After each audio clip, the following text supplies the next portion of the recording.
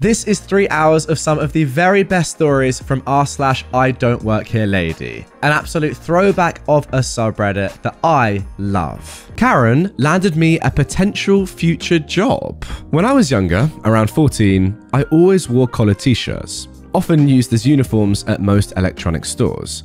I just started a simple job elsewhere and was going to use my savings and first payments to buy my first self-built gaming computer. So, I was in a computer electronics store, trying to learn and make a few plans. Doing this as efficiently as possible, I like to get hands-on, and it helps me think and plan better. As I was crouching over components, like Gollum, trying to select my own components for the very first time, this lady came up to me and tried to get my attention. Me, hunching over, knee-deep in my own thoughts, she asked me if I work here. As I was as focused as I was, it slightly startled me, and I jumped up and only managed to come up with a short, as I was gonna ask her what she just said, not being able to actually make out the question she asked. She continued to ask me if I could help her, and I don't blame her considering my appearance. Me just having entered the job market, I have received some service experience and figured I might as well. The question probably couldn't be that hard, right?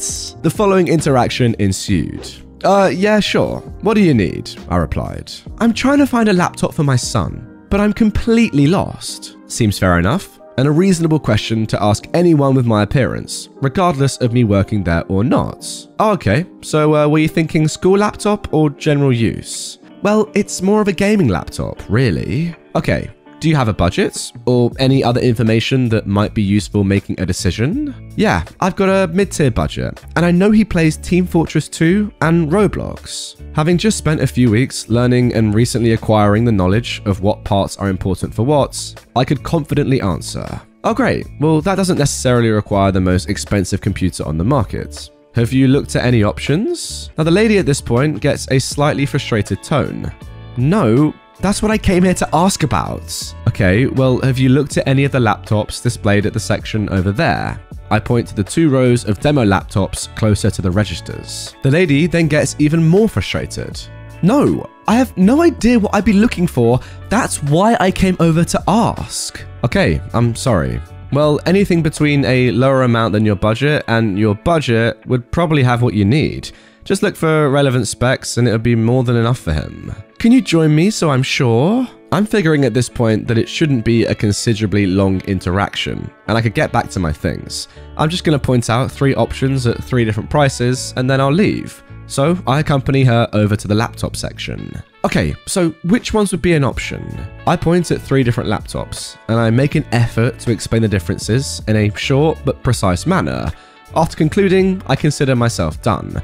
Beyond that, you could really just pick based on your budget, I said. As I'm about to leave, she says, so what can you do on pricing here? A little confused, I quickly realize the mistake that has just happened. Oh, I'm sorry. I think there's a misunderstanding. See, Oh, come on. I know you guys have some leeway on the prices. What's the best you can do? No, you see, don't you dare be more condescending than you were earlier. That should account in the price too. She's probably referring back to when she was getting flustered in the first place. A bit taken aback by what just happened, I say again, Oh, but I know you do. I know I can get a better one if you just work out whatever you have to. What about that one? Could we do 20% here? That seems reasonable. No, you have to talk to... Fine, direct me to your supervisor, but you're coming with me. I don't work here. What do you mean? Why else would you be helping me? Now come on, let's bring this to the register and get something done. As we proceed to the checkout, which was rather close, she's literally dragging my tiny little body along as I make an effort to explain the mishap. When we then get to the register and a worker sees this lady literally trying to push me behind the counter, they ask, what is going on? Well, this young man is going to honor his word and sell me this laptop at a 20% discount. Oh, he doesn't work here, said the worker. Well, why has he been helping me and promised me a 20% discount then? Your company is now responsible to keep that. I tried to tell you I don't work here, and whatever the case is, I will have this laptop for this price. I don't know what happened over there, but then the worker continued to explain what is about to happen next. I managed to slide away as I see a manager approach. From what I could make out as I'm lingering in the area, trying to get back to my things, the lady got upset and left in a bit of a hurry. As I finally got back to doing what I was doing, the manager approached me, and me, thinking I was in trouble, was about to apologize for making the lady think I worked there. He assured me though that I had nothing to worry about, and he had in fact watched me deal with the situation and told me that some customers are like that with real employees too. He apparently admired the way I explained things to her and asked if I ever needed a place to work, I would be welcome back.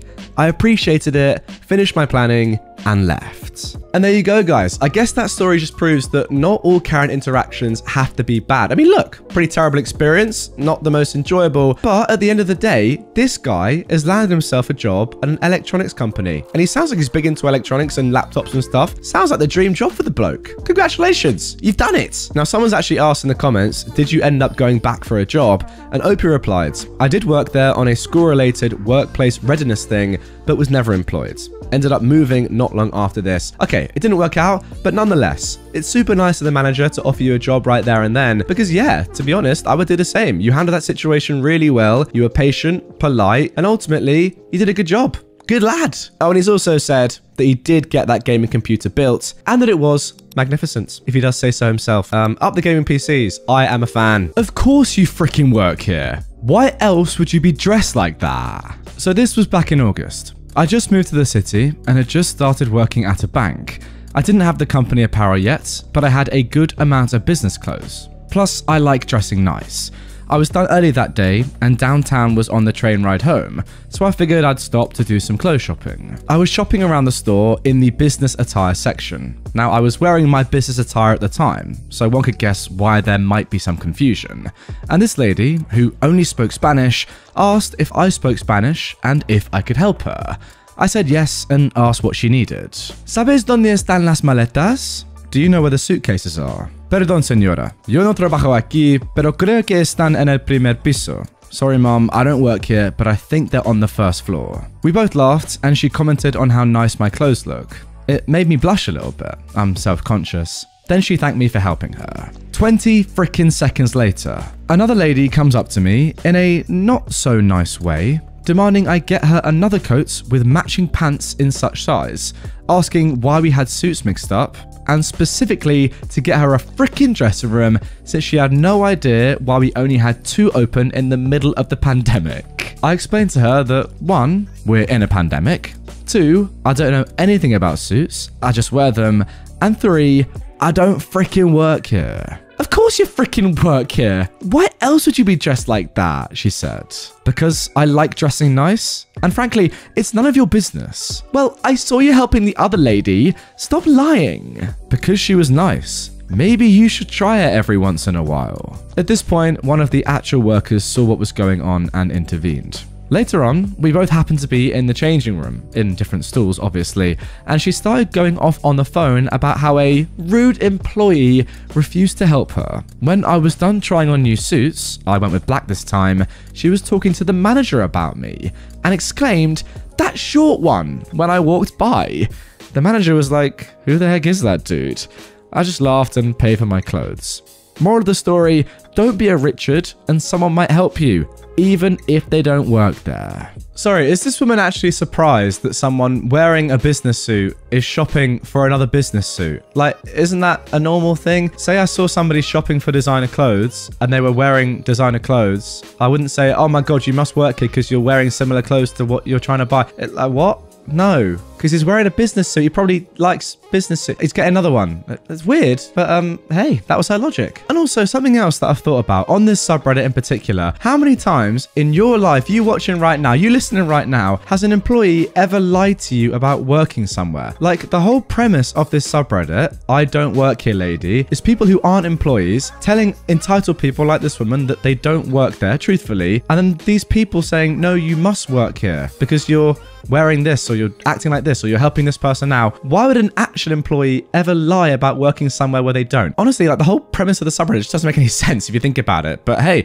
some people clearly have no common sense like this lady. I don't understand why she actually thought OP would lie about this. Like why? There's nothing in it for OP to lie about working somewhere that he doesn't. Weird. I don't know why she actually thought OP was lying. Like why would OP do that? Yes, I don't work here. Oh no, wait, I actually do. What are you gaining from that? I don't get it personally, but hey, that was the logic. Now moving on to our next I don't work here lady post. Wearing headphones while on the clock is unprofessional. Now help me. Little information heading into this. I work in the auto industry, dealership parts department to be exact. This means I have a uniform, which is slacks, shoes, and a polo shirt and jacket in the automaker's colours, with their name embroidered on the left chest. At the time of this incident, I worked for an auto manufacturer whose logo is a big T in an oval. The internal name is the sombrero. This meant my polo shirt was black with red sides and a huge red T logo along with the dealer's name on it. So, here we go. Back in March, I'd just gotten off my late shift. The dealer I was with at the time was open until 7. On the way home, I stopped at the big mart that used to use a smiley logo where employees wear blue vests to get some groceries for dinner, along with flowers for my dad and stuff to make a cake for my mum's birthday. A lot of significant dates happen in the first 2 weeks of March for our family. When I go shopping, I usually put in my Bluetooth earbuds as I don't want to talk to people. And it helps deter those annoying cable, internet, power salespeople that roam the aisles of this store trying to sell you their rubbish. My headphones at the time were a pair of Adidas Adistar by Monster. They were Bluetooth, with a cord between the two, and a little inline controller on the right side. This is relevant later. Now I'm in the store. It's about 7:25 PM, and I've got my earbuds in. I'm in the baking aisle looking for caster sugar. Our Walmart does carry it, and I notice somebody off to my right. I don't think anything of it. It's a steady evening for them. This location is always busy. I finally settle on some sugar and go to reach for it when I feel a sharp pain in my ears, followed by someone yelling at me. I turn and yell, "What the heck?" And I'm face to face with a woman, maybe 40-ish, about my height, 5'10". She's dressed quite smartly. High-heel boots, leggings, an expensive-looking coat, shoulder-length hair, earrings that look painfully heavy, yelling at me, and holding my headphones. She'd grabbed the controller and yanked them out as I couldn't hear her talking at me. She starts telling me off, that it's very unprofessional for me to be wearing headphones while working. How dare I talk to her like that? And that she's been trying to get my attention as she needs me to fetch her something. I snap back that I do not work here and demand my earbuds back. She responds that I obviously do from how I'm dressed and that I'm just lazy. Then looks at my headphones in her hand with a smirk and says you won't be needing these. Proceeds to throw them on the ground and start stomping on them. I am furious and I start shouting at her what the heck makes her think I work here and proceed to point to the logo on my shirt and call her a moron. At this point, a crowd has started to gather at either end of the aisle to see what all the commotion is. I guess an employee had heard something and called a manager or security, as someone in a white business shirt with a company lanyard around their neck comes down the aisle to break us up and see what is happening. She immediately starts going off at him about how lazy and unprofessional his employees are and how she wants to talk to corporates. He turns to me and starts to ask why I was ignoring her and wouldn't help her when he notices my shirt. "You don't work here, do you?" as he's staring at me. "No, I work at the dealer up the road. I'm just here to pick up a few things and this psycho attacked me." He apologizes and asks me if she hurt me. And I responded, just my ears, when she yanked the earbuds out and then stomped on them. She starts snarling that I'm lying. I'm a POS and I need to be fired. He turns to her, picks my headphones up and tells her that he doesn't approve of violence in his store and that the authorities are already on their way.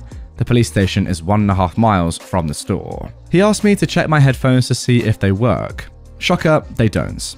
When she yanked the controller, it must have damaged the wires, as the right one cuts in and out. I say as much. We've now been escorted to the front of the store by customer service, and sure enough, 2 officers are standing by the counter. They took statements from the both of us, her flailing her arms about as she gave hers. One of the officers then went with the store manager to review the cameras. The entire time we were waiting with the officer, she keeps mouthing off how I'm gonna get in so much trouble when she's proven right and innocent, and that she hopes that they lead me off in cuffs. The officer with us just told her to be quiet till they were done. The manager and officer come back out after a few minutes, and the officer asks, "Would you like to press charges?" She starts going, "Yes, please officer, I don't want someone like this out in public." His response, "I was actually talking to him," while gesturing to me. I say yes, I would, as my ears still hurt and she broke my earbuds. She's spluttering and coughing like my little classic car on a cold morning, whining that she's the victim. They ask me if I can verify the amount the headphones cost when I bought them new, as she'll be required to reimburse me. Thank you, Big Blue Electronics Store, for online account purchases. In the end, she had to give me the $100 the earbuds had cost me new, which went towards my new Klipsch McLaren Edition T5 earbuds, and they escorted her out of the store. They gave me the flowers for my father's gravesite and a cake for my mum's birthday as an apology. It didn't end there though. She called the dealer I work at, because their name was embroidered on my shirt, to complain about me and the trouble I caused her. They called me into the owner's office to tell me that I caused a lot of drama over nothing, and it makes the dealer look bad, and basically to not do it again. I wasn't fired though. Now it turns out that that dealer was really a terrible place to work at. That's stories for other subreddits that I haven't discovered yet, and I quit about 5 months later. I've since changed dealerships to the Big Blue Oval. Yeah, again, I can't help but say the same thing that I said after the first story. Why would OP lie about being an employee there? Say he was actually an employee once again, and this woman got annoyed because he was wearing earphones or not responding to her, etc, etc. That's all fine, but then why would an employee say, no, I'm not an employee to a customer? That just wouldn't happen. So I don't understand the point of it at all. Then again, I am questioning the logic of a person who maintained that they were innocent to the police, despite it being frankly obvious that she wasn't. So yeah, perhaps I should just throw all logic out the window, as I should do with most of these episodes of any subreddit. How I got fired and refused to be rehired for a job I didn't have. I had a conference I have to attend every 6 months. They called a command symposium. We were a small unit by army standards, but we were spread out over the world. I enjoyed meeting with my other senior leaders during the day, but I'm an extreme introvert, so I know that I need time to recharge after a day of talking to people. I stay at the same hotel and eat at the same bar, which is a short walk from the hotel. I walk to the bar when I don't have working dinners with the other senior leaders. The bar remembers me, mainly because I watch sports and read a book while I have a few beers and eat dinner. Now this is a big bar with many tables, about 20 pool tables and 10 dartboards, and a huge wraparound bar, outdoor patio and dance floor, with a stage when they have live music. They probably have 50 TVs, so they've got every sport that is televised on somewhere in the bar, and the food is really good, with a pretty good variety for a bar. During my 3rd or 4th conference there, I head over to the bar for dinner and football. After I eat and have a beer, I head to the bathroom while the bartender pours me another one. Halfway to the bathroom, I get the dreaded, "Excuse me?" You know how when you get those words, you can tell if it's, I really need some help, or I really do apologize, or you better recognize your betters, you peasants. This was the latter. I turn and see a table of 6 women from their mid-20s to mid-30s staring at me. They were dressed fairly well, so I assume they just got off work and hit the bar for a couple of drinks. It was not hard to see better than you in their eyes. So I reply, yes? The mob of Karens all started talking at the same time. "You need to take our order. You've just been sitting at the bar. Get your face out that book. You need to do your job. You need to quit drinking on the job. You need to respect your customers." Whoa. I had a red button-up untucked shirt, but no logo, and jeans on. The staff wore bright red polos, with a huge logo over the chest pockets and black pants. Only an idiot would mistake me for staff. And I don't make time for idiots. I say in my command military NCO voice, "Stop," to chop off their yammering.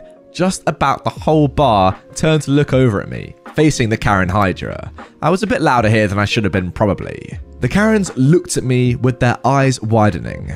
"I don't work here," I said, in a normal voice, and I went to the bathroom. Looking back now, I think the way I said "stop" escalated the whole thing, since I said it in the same manner I would to a bunch of privates, and these girls were better than me, after all. When I came out of the bathroom, after washing my hands, very important this is, not for the story, but just important to wash your hands, I see the Karen horde screeching and wildly motioning at the manager. Now, I'd actually met the manager a couple of times, and we knew each other by name when I came into town. He's a really good guy, and you can tell his staff liked him. One of the Karen sirens yells and points, "That's him!" and they all start squawking again. The manager waves me over, and I see the crooked smile that he is hiding from the Karen ogres. He says to me, OP. Did you refuse to serve these ladies? I say, thinking ladies is a loose term for people that use their left butt cheek as a brain, yes. The Winidgo screech of the Karens begins again in earnest. The manager continues, well, they are demanding I fire you. Okay, I reply. Okay then, you are fired, and you don't have to finish your shifts. I pause for a second and look at how smug the Karens are, and I figure this cool manager is cool, so why not? I continue. Do I get severance pay at least? Sorry, no. Any workers' comp benefits? No. What about medical and dental? Not available for you, sorry. Well, what about my final paycheck? Without missing a beat, the manager says, we'll be sending you what we owe you in the mail. Well, how about a severance beer then? I think we can work that out. I reach out my hand and shake the manager's hand and say, it's been a pleasure working with you, manager. The manager replied, I really wish we could keep you. And with that, I just went back to my spot at the bar. A couple of the people around me asked what happened, and I told them, and they had a good laugh. A few minutes later, the bartender brings me a beer before I finish the one I had, and said, our manager said your beers are free tonight as your severance package. She laughs, and the people around me that saw what happened or heard about it laugh too. I may have 4 beers at the most over a night if a game is on that I like, so there was no danger of me trying to drink the bar dry. They had 3 bartenders, and I always had a fresh beer before the one I was drinking was finished, and they poured my old beer out, so my beer was always cold. I pace myself when I'm out, and it can take me about 30 to 45 minutes to finish 1 pint. Now guys, that should be the end of the story. But a Karen has to be self-important, and these girls would not let it go. More people have come into the bar by now, and I'd almost forgotten the whole thing. About an hour after the incident, the manager comes up to me and says, you're not going to believe this. Can you come with me back to their table? I say, sure. So we go back to the table with the Karen hexspawns. I thought it might be an apology, and I was going to be like, no worries, mix-ups happen. But I didn't understand the nature of a flock of Karens in the wild that did not get the respect they think they're entitled to. When we get to their table, the manager starts with a straight face. They've asked me to give you your job back if you will apologize to them for your rudeness as a server. They feel sorry for you knowing that you need this job for your medical bills. I cock an eyebrow at him, but he remains in character. He gives me the same crooked smile. I told you guys, this bloke is cool. One of the minor minion Karens at the table, one of the minor minion Karens, what an image. One of the minor minion Karens at the table says, we understand how tough it must be for someone in your position to be able to hold a job. Then a major Karen minion, we have minor Karen minions and major Karen minions. Where's Gru in all this? That's my question. A major Karen minion says, you know, because of your age and all, and you can only be a waiter with your skill sets.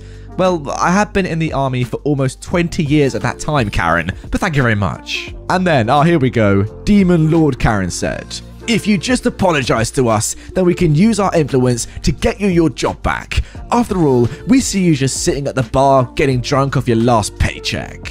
The manager at this point is really struggling to keep a straight face. OP, do you want to apologize and get your non-existent job back? I look at the coven of evil Karens. Yep, they missed it. Manager, I think I'm going to stick to the opportunities that I have already and not ask for my non-existent job back. Whoosh, right over their upturned noses. I understand. Before the manager could even finish his sentence, Lord Sauron Karen stands up and gets in my face. You better take that job off her back. We're putting our reputations on the line for you. You need our influence in this town if you want to make it here. I will personally make sure that you do not work in this town again if you don't take this job back, you worm. Now, I say worm since she actually used some other words that are not really that appropriate. If you can imagine Devil Went Down to Georgia, where a band of demons joined right in, you get the picture of how the other Karens came in behind their Karen High Priestess. I looked her in the eye and very quietly said matter-of-factly, I don't give a flying fart in a windstorm about your opinion, influence, or whatever comes out of that male rooster garage you call a mouth. So close it before I park my car in it. Yeah, a little over the top, but I was done with them. I look over Kraken Karen's shoulder and say to the manager, who is pretty wide-eyed, I'm going to refuse the job I never had. I'm shaking a little from the adrenaline, but I turn and walk back to the bar and my fresh beer. The entire bar had seen this Karen screech, but since nothing really happened outside of the Karen's piercing wail of being disrespected, they went back to whatever it was they were doing. I mean, the Karen's table was in the middle of the bar, so it was kind of like a stage for them. I calmed down quickly, as I really don't care what they actually think. Besides, there's a pretty good football game going on. These Karens are still mad, and say some things behind my back that I tune out. The manager meets me back at the bar and apologizes. He comps my whole meal, and I told him that he didn't have to do that, and we have a quick laugh now that it's all over. He even tells me that they still don't know I never worked here. He said that I knows I like to relax in his bar, but he would like to do one thing if I let him. I was apprehensive, but I said okay. The manager goes up on stage and talks to the live band that is warming up. He grabs a mic and says something like this. "We are proud of our military and would like to recognize one of our patrons with almost 20 years of service. Would OP please stand up?" Once again, guys, I'm an introvert and don't like this, but I like the manager, so I do it. I made sure not to look at the Karen table, but everyone else around me did. Tonight, he got confused as one of the servers and I had to fire him. The entire bar starts laughing. I tried to hire him back, but he refused my job offer. More laughter. I guess he enjoys being the non-commissioned officer in charge of one of the largest medical research facilities in Texas. More laughter. We here at my bar want to thank you for your continuing service. The bar raises glasses and I raise mine back and sit back down. The Karens leave very quickly after that, since the entire bar is giving them the stink eye. There was no doubt about who the manager was talking about, since they were literally the center of attention for a few minutes, with me standing next to their table. I have to shake a bunch of hands and get offered drinks, which I decline, since I do have to work the next day. Finally, the manager comes over and I asked him why he did that. I was fine and he didn't have to do that for me. Again, I like just relaxing by reading and watching the game with a beer. Well, I did it for two reasons. First of all, no one should get treated the way they treated you. The second is, do you think they're gonna put a bad review on our page now? If they try, could you see the blowback they will get? I could not fault him for that. I went back to this bar a couple more times when I had a conference in the area, but I made sure to never wear a red shirt in there ever again. And there we go, guys. That is the end of that absolute classic of a story. One of the best stories I've read out in a long time, that is for sure. I really hope you guys did enjoy it. Drop a like on the video if you did, because that is up there for me with one of my all-time favorite stories from this subreddit. Just the ability of the manager to come out of nowhere and formulate this genius plan, acting and, you know, getting you involved, in little winks and cheeky grins here saying, you know what, let's just go along with me on this one. This is going to be some fun. We're going to get the justice for you that you deserve, and we're going to go along with what these Karens think and just make them look like absolute idiots. I mean, to be fair, they are idiots, but my god, having OP stand up and saying, OP, thank you for your 20 years of military service, after these Karens thinking he was just a lousy waiter that got drunk at the bar and couldn't hold his job and had to be fired. Wow. That is incredible. I would have just loved to see a picture of their faces right then and there when they realized, oh my god, we've been totally schooled, we've been bamboozled, and we've been played. Let's get out of here, ladies, and never come back. I was just fired for the second time, after quitting years ago. Long story short, in 2014, I was working at a pizza chain in a rural Utah farming town. I won't say which one, but they're a national chain known for being greasy. At the beginning of July, I gave a 2-week notice to my manager that I'd be leaving to move out of state to be closer to family and a better job market. I finished out my time as promised, moved, found a new, better gig, and that was that. But of course, you heard the title, so you know that wasn't really all. In summer of 2015, I received a call from a new store manager. He informed me that he's been putting me on schedule, and it was unacceptable that I wasn't even coming in to look. If I didn't show up today, he'd have no choice but to fire me. I asked him, did the old manager not take me out of the system after I quit last year? He grumbled and made some snarky complaints that if I had quit a year ago, I wouldn't be in his scheduling program. I let him know that I now live in a completely different state, I'm working a completely different job, and I wouldn't be showing up for any shifts he scheduled me for. He threatened to fire me again, and I reiterated, hey, I don't actually work for you, so do what you gotta do. He hung up, and that was the last I heard of it. Until we fast forward to yesterday. I received a letter from the corporate office informing me that, per their records, I haven't shown up to work since July 2014, and unfortunately, they were going to have to terminate me. I still almost can't stop laughing, especially since, they sent the letter to the address I gave them when I quit. At this point, OP, honestly, why not just try and get fired from the same job as many times as you possibly can? You're on 2 right now. I reckon you can get to, 3, 4, 5 over the next 5 years. Just go for it. Maybe you'll get the world record and you'll go into the Guinness World Book of Records or whatever it's called, and it'll be funny because, 2, getting fired from the same job twice is pretty impressive. But how about 5? How about 10? Because this company seems completely inept. The same person is telling you that you're fired, even though you left, 7 years ago? How stupid is this company? Keep going, get the record, and if you get over 3, let me know. If you get to 5, I will run naked through the streets of London. There you go, yes, do it. And I'm not really sure that's entirely legal, but I'll give it a go, guys. Now moving on to our second post, and honestly, guys, listen to this title. Went to senior center to deliver pizza, left with a new mum. I mean, before even getting into this stuff, what sort of title is that? Here we go. I'm a pizza delivery guy, and I was winding down for a much-needed early close on Mother's Day Sunday. I'm one of the only people on staff who didn't have family plans that day.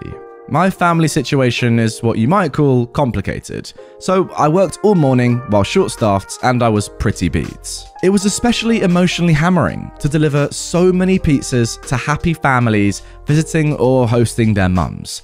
I was ready to go home, get drunk, and forget about the whole stupid holiday.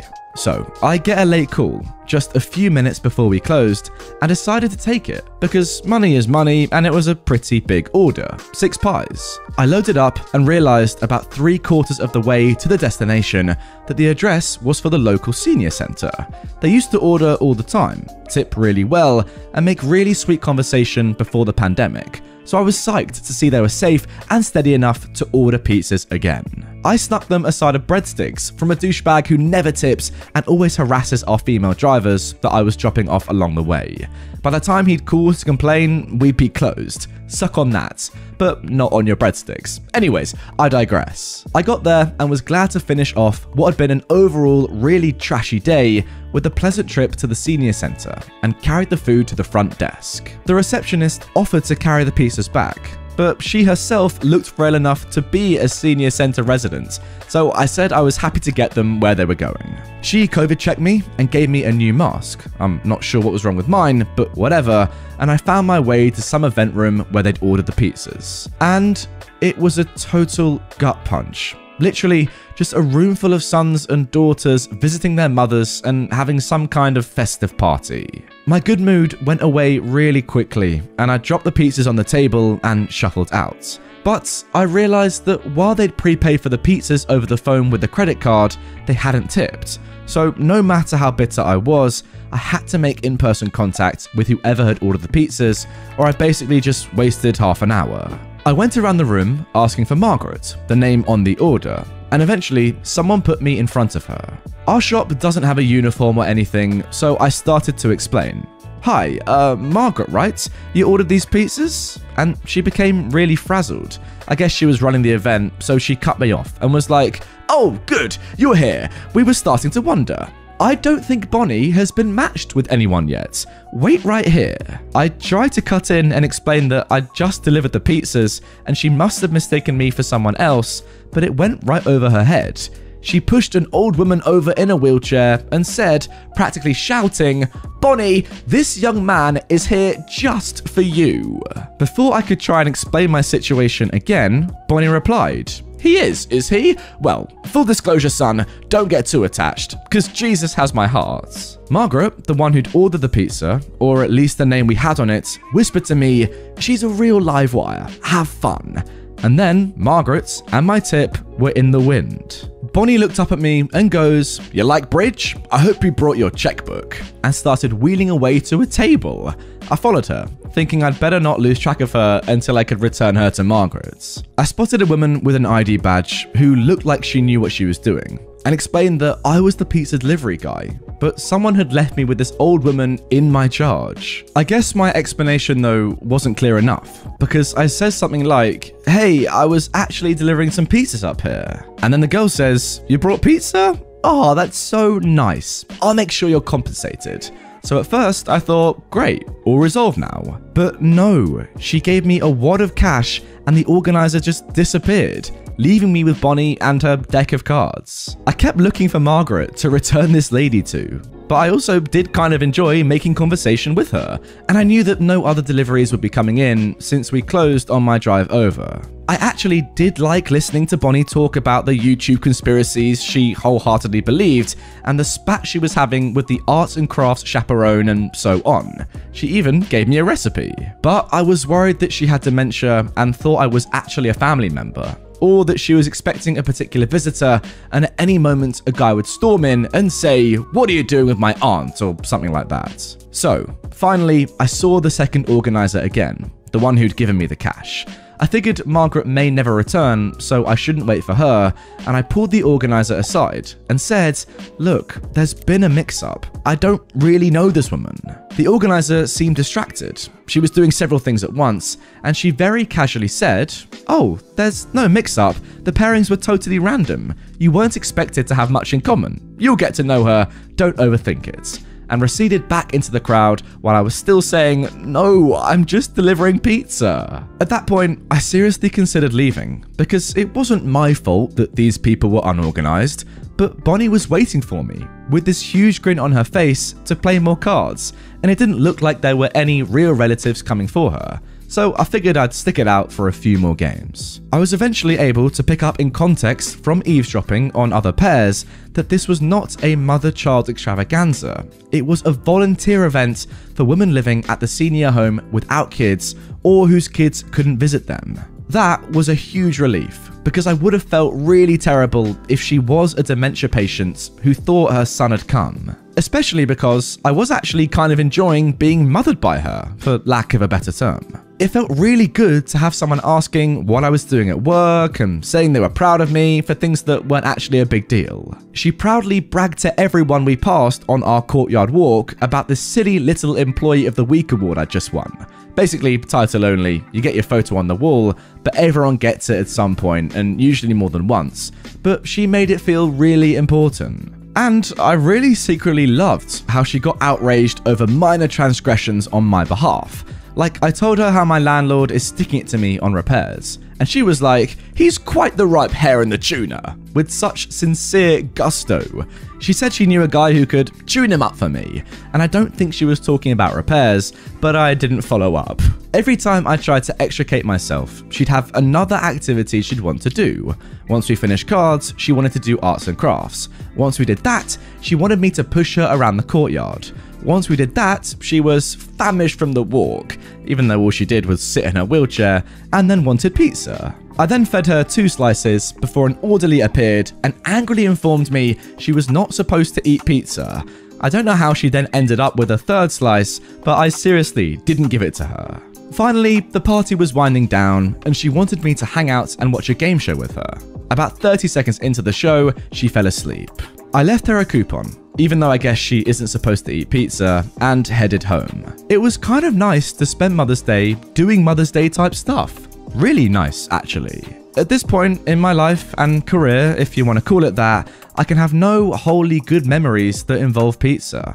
But this was pretty close. So happy Mother's Day to those who celebrated, and happy Russian Victory Day to those who didn't. And there we go. What a wonderful story, guys. I mean, that's got to be up there, hasn't it? Like, how wholesome. What a lovely story. Honestly, it is true that the majority of my stories are normally about, you know, pretty disgusting or horrible people that we kind of like laugh at or just accept as just horrible. But to have stories like this once in a while is a really nice positive change. It just makes you smile, doesn't it? Because there were a lot of highs and lows in this story. From OP's perspective, the lows of having to deal with all these horrible Mother's Day celebrations that must just hit so hard. Then again, the highs of saying, oh, I'm going to end the day at the senior centre where surely it's not going to be all Mother's Day celebration. The low of seeing, oh no, it is actually a Mother's Day celebration, to the high of meeting Bonnie and then understanding that no, this is just volunteers. It isn't actually mothers and their children. It's just a nice event celebrating life, I guess. And yeah, shout out to Bonnie, shout out to Margaret for, you know, including OP in this and kind of, you know, getting their identity wrong, I guess. And ultimately, shout out OP for doing, you know, going beyond the duty of what he needed to do in terms of his job. Could have just gone in there and left and sacked it off and said, oh, I hate Mother's Day. But to stick around for all that time with Bonnie and make her day really special is yeah, incredible thing to do. So OP, you sound like a good man. Well done to you. Falsely accused of working with crime syndicates because I delivered them a pizza. I never mistook this job for low risk, but I never imagined it could potentially get me thrown in jail. We got a pretty sketchy delivery call at a late hour. Our front of house is constantly slammed with everyone desperate to eat at a table again now that the vaccine is out. And they were in the weeds, so I grabbed the phone. Before I could even finish our standard greeting, the guy just goes, yeah, it's Mac. I'm ordering a pizza. I'm not much for small talk either, so I'm rolling with it. Like, good for you, Mac. Pick up or delivery? You know, just rattling off the standard questions. He answered the first few, but he seemed hesitant, or maybe confused. He argued with some other guy behind him for a sec, then got back on the line and ordered like normal, as though none of the preceding stuff had even happened. I caught his delivery and out I went. It was a standard large pizza, no toppings, no extras, they were going to pay cash. I pull up and it's a scary, run-down, sparsely populated apartment complex. Mostly broke college students in there now though, so I wasn't too concerned or anything. I get to the door, and when I knock, it eases open a bit. This didn't seem like the ideal neighborhood to keep your door unlocked, but not my business. I called in, hey, pizza. There was no response, so I called out a little louder. Got your pizza out here. Then an alarmed voice from inside was like, shh, just come in. Yeah, no. I get that request weirdly a lot. Like everyone from sketchy apartment bros to suburban soccer mums asking me to bring the pizza to the dinner table because they're busy. Some people even pulled this during the pandemic. But it's a long-standing company policy and a dang good one that entering the home for any reason whatsoever is a hard no. So I said back, I can't do that, but I can leave it out here if you don't want to come to the door. Just need payment first. There was a silence and some shuffling, and then the door shut and locked. And the guy was like, what do you mean payment first? That's not what we agreed on. Through the closed door. I was standing there wondering if this man had ever ordered a pizza in his life, because payment first is basically implied, right? But I'm not looking for any confrontations or trying to be a butthole, so I just tell him, yeah, so our store policy is payment first. Then he erupts, screaming, that's not what Mario and I discussed. So then I thought that maybe he was trying to pull some kind of scam on us, because nobody at our store is named Mario, and I'm the one who took this order, so I know what was discussed. I decided if they weren't going to pay, I'd made a reasonable attempt to deliver, and I could safely head out now. As I'm preparing to do so, another guy, looking back now, I realized he didn't even have a box, walks very confidently up to the door, pounds on it like a heavy bag, and grunts, pizza's here. I didn't know if this dude in the apartment had ordered 2 identical pizzas from different shops, or if our pizza had taken long enough that he thought we weren't coming and called someone else, or I had the wrong apartment, or what. But it was weird enough that I decided to just go. Especially because pizza guy number 2 was looking at me with a real intense stare. Way more malice than I'd ever be able to muster on behalf of defending the turf for our joint's pies. He says something like, can I help you? Or wrong apartment? Or something along the lines of a cordial go the F away. But I was already on my way out and I didn't really process it. I went back to the shop and I told the story to the chef. We laughed and guessed at what it could have been to drive this man to order 2 pizzas at once. I didn't think about it again for several weeks. Those several weeks later, I was in the shop and a couple of cops walk in. Not in uniform, but they had badges. They asked me if I'd been at such and such apartment complex on such and such day. And I was like, that was weeks ago. I've got no idea where I was. So they were all like, well, in that case, you wouldn't mind coming down to talk to us about what you do remember. But I was like, really nothing. And they said, well, that's fine. Let's talk anyways and see if there's something you might not realize is relevant that comes back to you, and all that other stuff, prodding me. I told them I'm working right now, but I can come later next week maybe? But they were really insistent, which should have set off some flags in hindsight. They said, well, this is a really pressing matter, and we'd appreciate if you came in right now. We'll explain it to your boss so there won't be any problems. You'll really be helping us out. Them not being able to chat to me at work should have been the first red flag. But I knew I hadn't done anything illegal, so it didn't even cross my mind that I could be in any sort of trouble or have any reason to worry. Especially because when I got to the police precinct, everyone was extremely friendly, like I was actually doing them a favor. They didn't throw me in a cell or try to intimidate me or anything. They brought me in a nice, air-conditioned conference room and gave me a comfortable chair and asked if I wanted anything to drink and really just kind of shot the stuff with me for 20 to 30 minutes. To this day, still confused about this. Well, to be fair, OP, I do know why they do this. They want you to be as comfortable as possible, think that you're not a suspect, even though in this story you're not, in their eyes you are, and then just, open up in an interview and hopefully give them as much information as possible without you kind of realizing that, you know what, you're there for a reason, they really suspect that you're involved in this. I think they even offered to order food, if I remember right.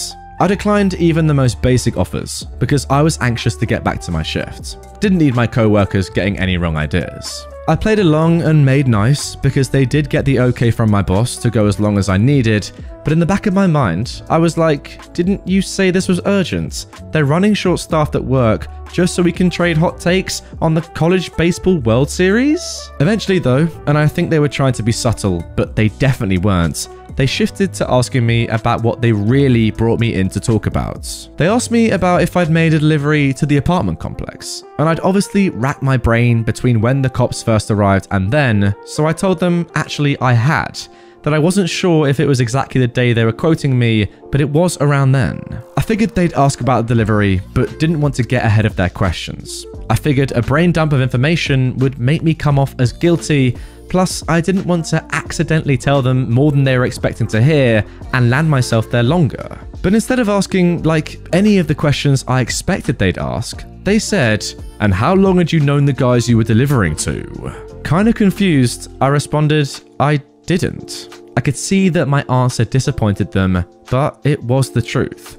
They collected themselves pretty quickly though. There were two detectives, the same two who'd come for me in the store, and one kept insisting on the facts as they saw them, and the other kept trying to bend things in my favor. Okay, so a classic case of good cop, bad cop is going on here, I reckon. So, the Ben guy was like, okay, sure. Not like you all are best friends or anything, but you at least knew them as customers, right? I wasn't sure what knew them as customers was supposed to mean, because to me, it was synonymous with not knowing them. So I said no.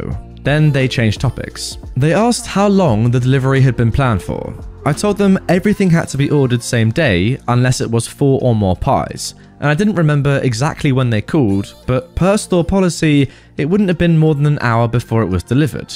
Probably sooner, based on where they were relative to the store. We went back and forth like this for way longer than I was anticipating. Them asking me questions that seemed to imply I knew something. Me feeling super confused and giving them visibly disappointing answers, reminding them I knew nothing. Eventually, they seemed pretty frustrated, and they basically said, look, stop lying to us, man. Cut the rubbish. Your friends rolled on you, it's done.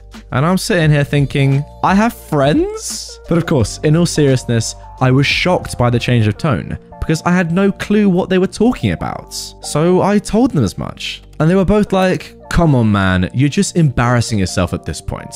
With one trying to reassure me that if I just told them what I knew, they could still help me, with the other saying I was too stupid to seize this last chance. Well, no reason to sit around and be spoken to like that, so I got up to leave. Before I knew what was happening, I was being Mirandized. It was like a horror movie nightmare playing out in slow motion in front of my eyes. So I stopped with my, I want you to know that I want to get back to work, but I'm gonna be chill out of courtesy, demeanor, and lost my head at that point. I kept really forcefully, without coming off as erratic, or so I hoped, insisting that I didn't even know what they were talking about, like I'd been saying all along. They were not having any of it. They kept saying, videotape doesn't lie, man. You want to see the tape before you lock yourself into another lie? The jury's gonna eat this up. Jury? I nearly pooped myself. I don't even turn right at red lights half the time. Plus, you had video all this time, you were grilling me to remember what happened, and you could have just shown me a video? What the heck? Yeah, no, to be fair, from what I know briefly about, police work, that again is a very common thing to do.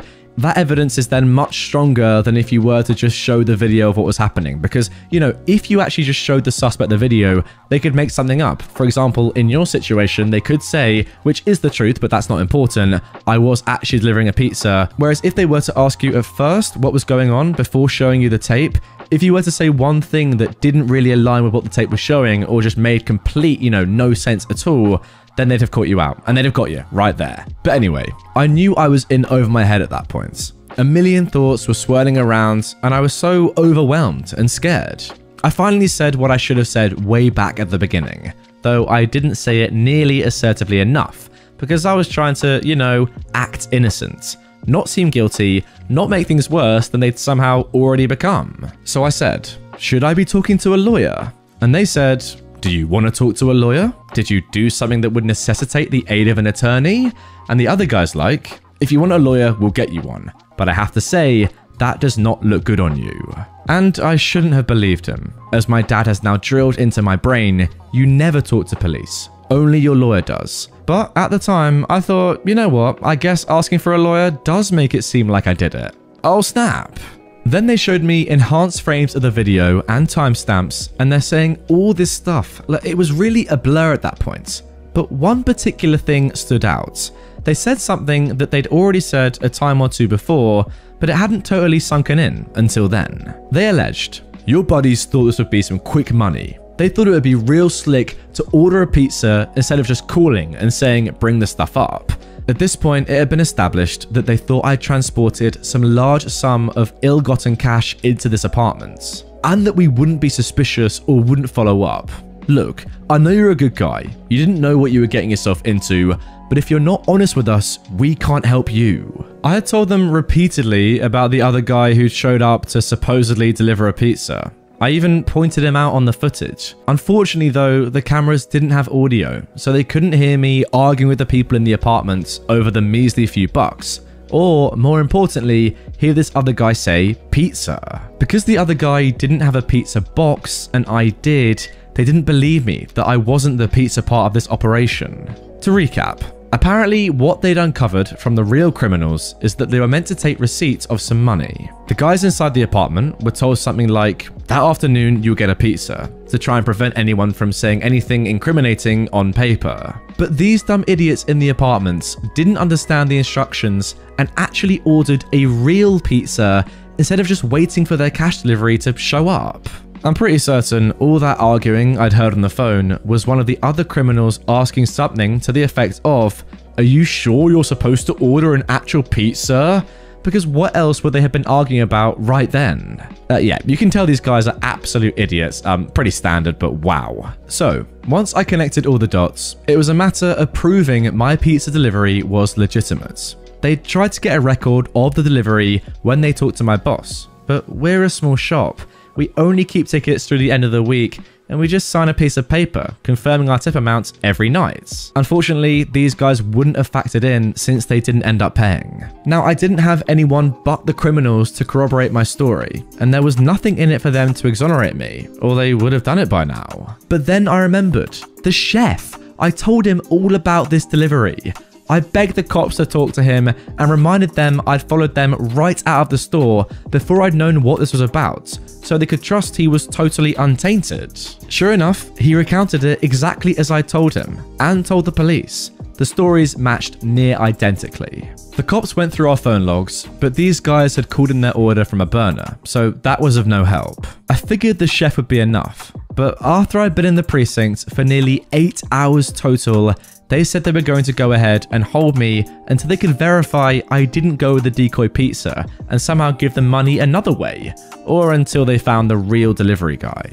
They never would, because they didn't believe me that he was the other guy outside of the apartment, on the video without a box. I don't know if he had the cash taped to him or what, but the cops were convinced it couldn't be him because he didn't have any bag, box, or something to hold the money. Finally, realizing that this was not a misunderstanding that was going to go away, all these years of watching Law & Order kicked in, and I asked for my phone call. I got my dad on the line, and he of course said, "Don't say another word," and showed up with an attorney who had me out within an hour of his arrival. I was formally cleared of all involvement the next day, and I barely got an apology. None of this will show up on my record or anything, but still, you'd think they'd be a little more remorseful about what they'd put me through. My boss gave me a couple of paid days off, having seen how serious it all was, with questioning the chef and searching the phone logs and everything. I think he was just glad that I wasn't an embezzler or serial murderer or otherwise a criminal, because for the longest time, all they would tell him is I was involved in a situation and they needed information. So yeah, tread lightly, guys. Don't be like me and make this your whole career. Or do if your only alternative is to be a cash mule for a crime syndicate.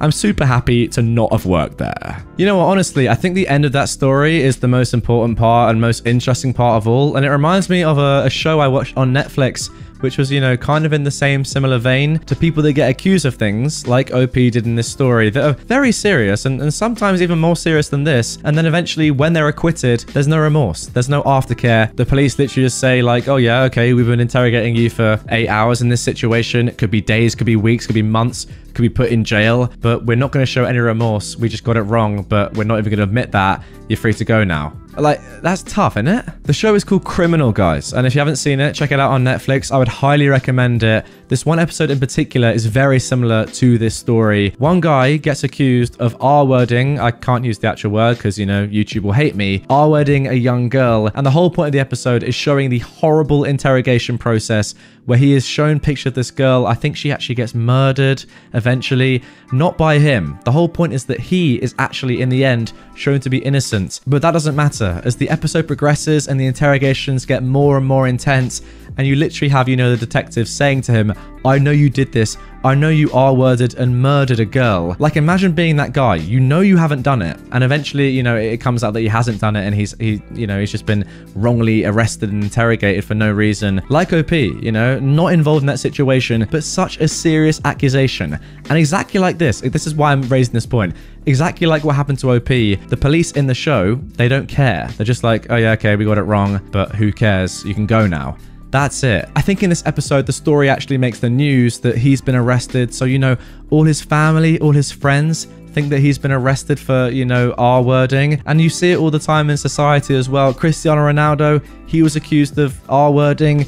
Anyone, you know, accused of pedophilia, that sort of stuff. If it isn't true, you're screwed still. Your career's still ruined. You as a person, you're probably just in absolute shock. You've been accused of this horrible thing that you never did. There's nothing you can really do, and there's definitely nothing the police do to ever help you in terms of aftercare or, you know, making sure that everyone does know that, no, it wasn't you who did this. It can leave some, like, lasting impact on people like OP who had nothing to do with this, and the police were just like, you know what? Yeah, we were wrong, but I don't care. Go away. Yeah, I get a staff discount. I'm staff. So, this was last week. I'm at work, it's a Sunday. I'm at the end of my shift. I'm tired and I want to go home. I've just clocked out and I'm at the till with some fish treatment for a mate and some frozen food for my snake. As usual, the cashier gives me my staff discounts. We make conversation, but as there's someone else that wants to pay, I start to leave. That's when I hear this. The lady behind me says to the cashier, I want a discount. The cashier replies, I can't just give you a discount, I'm afraid. I turn around at this point because I know the cashier is terrible with confrontation. Even me, with my anxiety, is better at arguing, and I have a feeling a manager may be needed, so it's best I stick around. Why not? She got one. The lady is pointing at me. The cashier calmly explains that I work here, so I'm entitled to a staff discount. She doesn't work here. I'm in here all the time and I've never seen her before. I go over to her and unzip my jacket so she can see my work polo underneath. The company name is clearly on it, and I have my work keys on my lanyard around my neck with the company logo on them. I say, no, the cashier's right, I do work here. No, you don't. She throws a dirty look in the cashier's direction. You two are friends, aren't you? He's giving you stuff cheaper because you're friends. I'll have you fired for this. I deserve a discount. The cashier looks on the verge of tears. You can either pay for your items and leave with them, or leave without them. It's your call, I say. I deserve a discount. I end up going to get the manager from upstairs, and between us, the cashier, and 2 more staff members, we manage to get this woman to just pay for her stuff, full price, and go.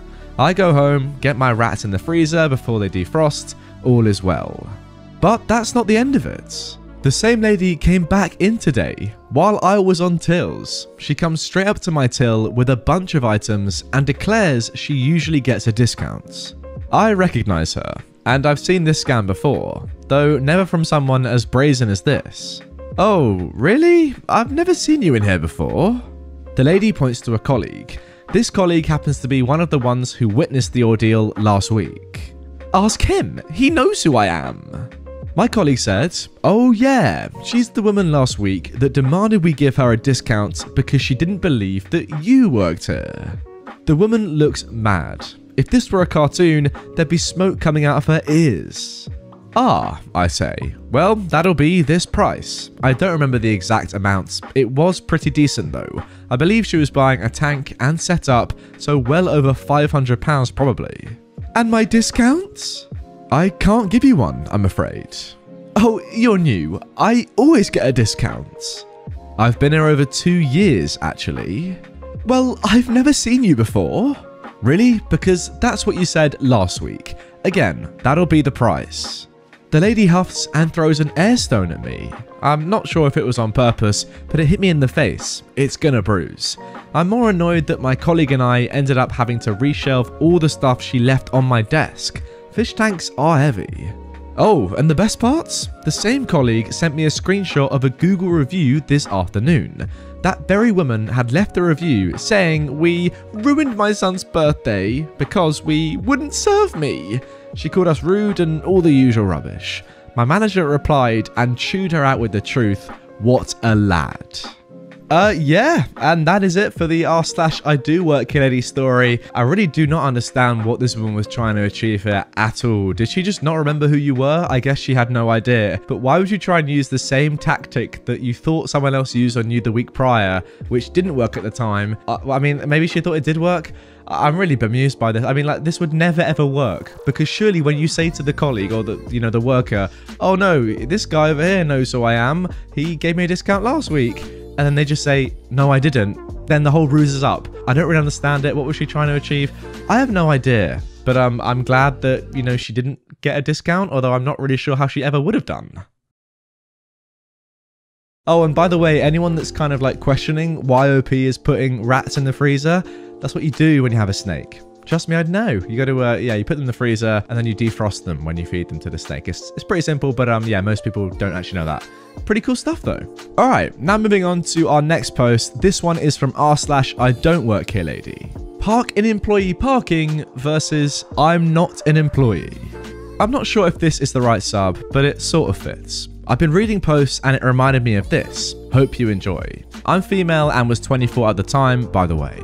This happened over the course of a few weeks, about 2 years ago.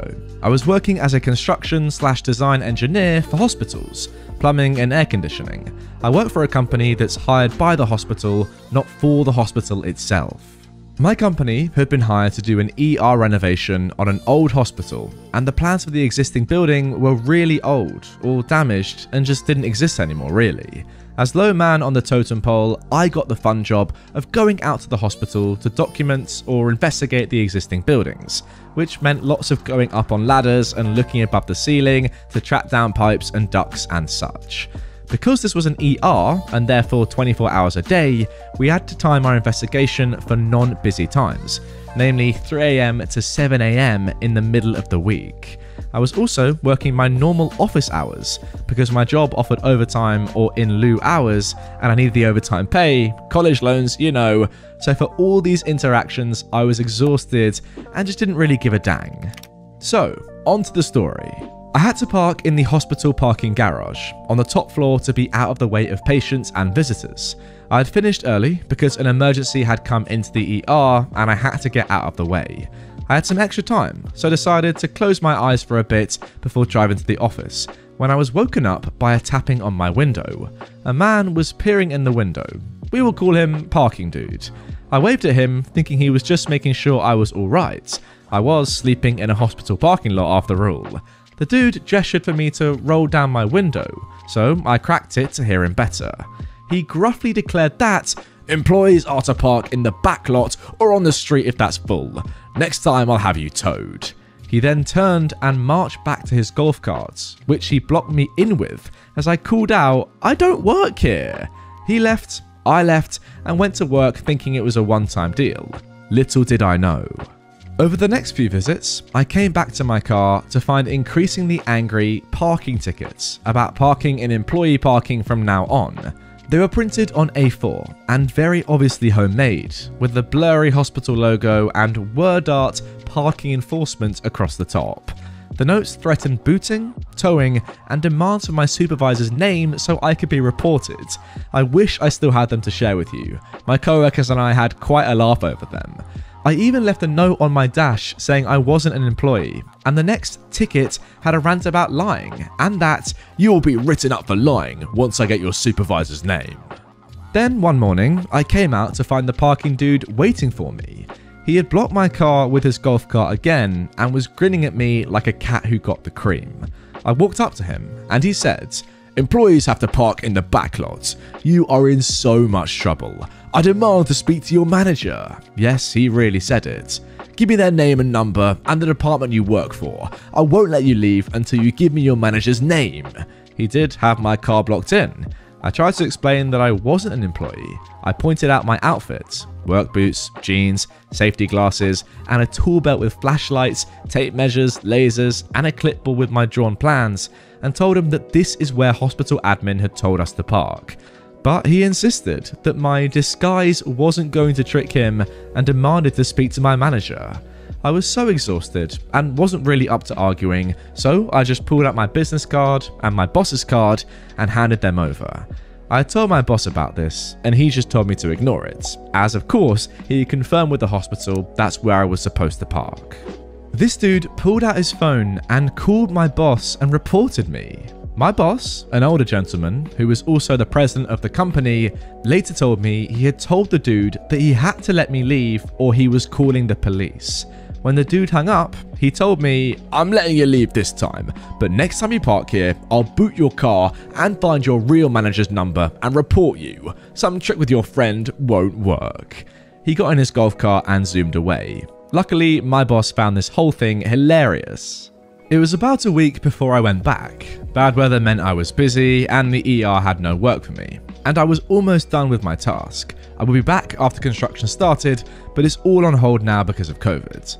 I had finished for the day once again and headed out to my car to find the dude had sort of done what he had threatened. There was a thick chain looped through the handle of my driver's side rear door and a cinder block all tied together with a large padlock. I knew this guy was a bit nutty, but I also had figured out he didn't have any real authority. So to find this half clever, half poorly thought out ball and chain attached to my car was a bit of a surprise.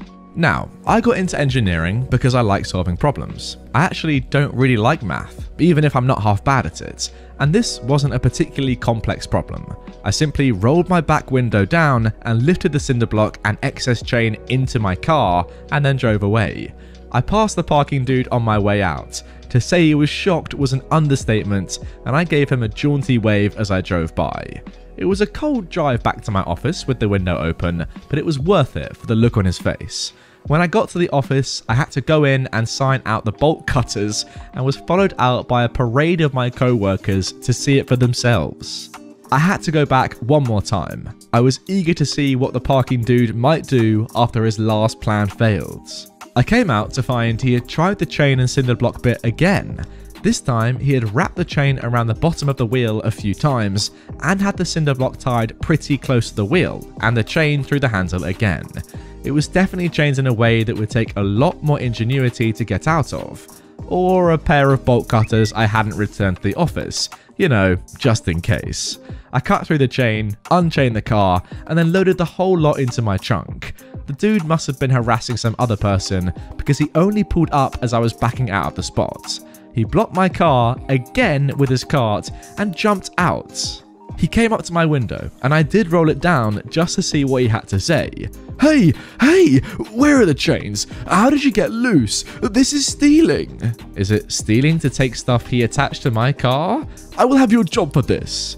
I never did hear the rest of the rant, as I yelled, "Magic, and I'm not an employee," during a pause of breath, and drove around his cart and away.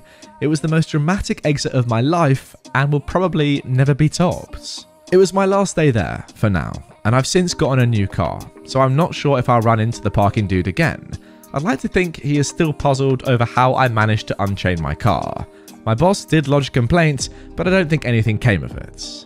Anyway, that's my I don't work here story. Hope it was worth the read.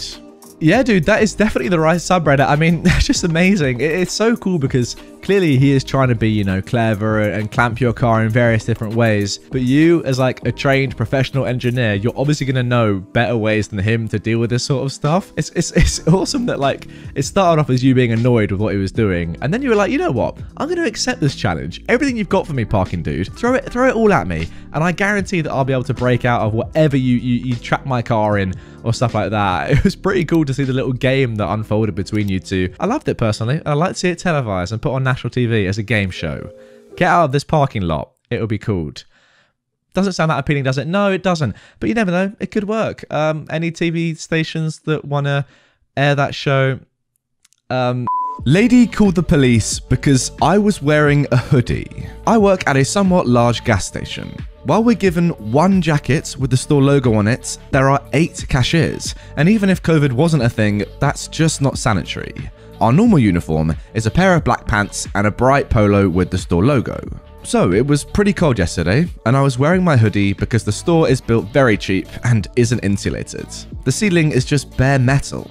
I was sitting in the chair for a couple of minutes by the eating area because it was pretty slow when I saw a car pull in, so I went back behind the counter. Here comes the delusional lady. She walked up to my counter and asked, excuse me, where is the cashier? You're looking at him. What can I do for you? I come here every morning and I've never seen you. You don't even have the uniform. Now, the reason that's relevant is because I always work late evenings, so I've never seen this lady in my life. I probably haven't been awake before 2 PM in a year. Tell me about it. Oh, sorry about that. It's just cold in here and the heat doesn't really work. So I took off my hoodie to prove to this lady that I did in fact work here. She then pulled out her phone as 2 other customers walked in and a line formed behind her. The lady says, "This guy doesn't work here. I think he's stealing. I'm calling the police." So she walked off to the seating area and dialed for the police. Meanwhile, I guess the other 2 people realized she was an idiot and let me ring them up. She watched the entire time, telling the police I was pocketing money. When they arrived, we ended up having to call my manager to the store to explain that I did, in fact, work there. They let her off with a warning and banned her from the store. The police wouldn't let the store stay open for the entire hour it took the manager to get there. I was never detained as it was obvious I worked there, but they insisted on talking to the manager. And did I mention, I'm the assistant manager? Ugh. Yeah, a few issues I've got with this woman. Number one, why would you care what the store employee is working? I mean, if they're wearing a hoodie and it's a cold day, is that really impacting you at all? It wouldn't matter to me, but for some reason it matters to this lady. Fair enough. And 2, does she really think that someone robbing the store would then act as if they were actually an employee serving customers and serving her rather than just running out the store? Who would do that? I mean, you have to be a very not smart, but idiotic robber, to be honest, if you thought that, you know, doing that would actually make you get away with the crime you're committing. Surely every robber in that situation is getting money from behind the till and getting out of there before the police are actually called. They're not going to stay and feign that they're work at the store. No one's going to believe that. And also, as soon as the manager comes downstairs or the other person working there who they robbed, they're going to be like, well, you don't work here. I'm calling the police. Makes no sense to me. Now moving on to our next story. This name tag isn't just a cute accessory. So this happened about 2 to 3 years ago, but I've just now remembered it. For some context, I work at the infamous Bullseye Mart. I'm sure you guys are familiar with the uniform there. Khaki pants, red shirt of some kind, name tag, closed-toe shoes, you get the idea. I'm lucky that the mart I work at is pretty chill on uniform. As long as the outer layer is 90% of some shade of red, and the pants aren't ripped to high heaven, and everything is work appropriate, we can wear whatever we want, including jeans. Incidents. So, it's a warm summer day at work, and I'm wearing my coolest work appropriate attire. The lightest pair of jeans I have, sneakers, and a red and white striped t-shirt, and a name tag displaying my name and the store's logo on it. Since I'm working self-checkout that day, I'm also outfitted with the right equipment, namely a walkie-talkie, a small portable scanner, and keys that jingle with every step I take. Note, the keys are the only thing slightly hard to spot just by looking at me. The walkie and scanner are pretty bulky. So, for the last 5 minutes, I've been running every which way, helping the small crowd that descended upon the self-scan lanes. So it might appear to the unobservant that I'm some clueless customer trying to find a certain candy bar on lane or something. Finally, the line calms down enough and no one needs my immediate attention, so I walk over and stand next to the woman waiting in line for the self-scan. I exhale and enjoy my brief moment of peace when the woman, the Karen of the story, gives a surprised "wow." Me, thinking she was talking about the long line we just had, said, "Nice summer days bring in a big crowd, huh?" But she replied, "I can't believe you just cut me." I was confused. I didn't cut you. "Yes, you did. I watched you walk over, grab a candy bar, and then stand in front of me. You cut me in line." I just stood there, confused, no candy bar in hand. Then it clicked. "Mom, I work here." She kind of scoffed. "Yeah, likely story." I looked down at my bulky walkie and scanner and my name tag and say, "Very likely." Karen rolled her eyes and walked away, muttering something about how rude some people can be. She then proceeded to get into the only other open lane, which had 3 people ahead of her, one looking like a fairly large order. I kind of shrug and share a people will be people look with the next guy in line. But it's not over yet.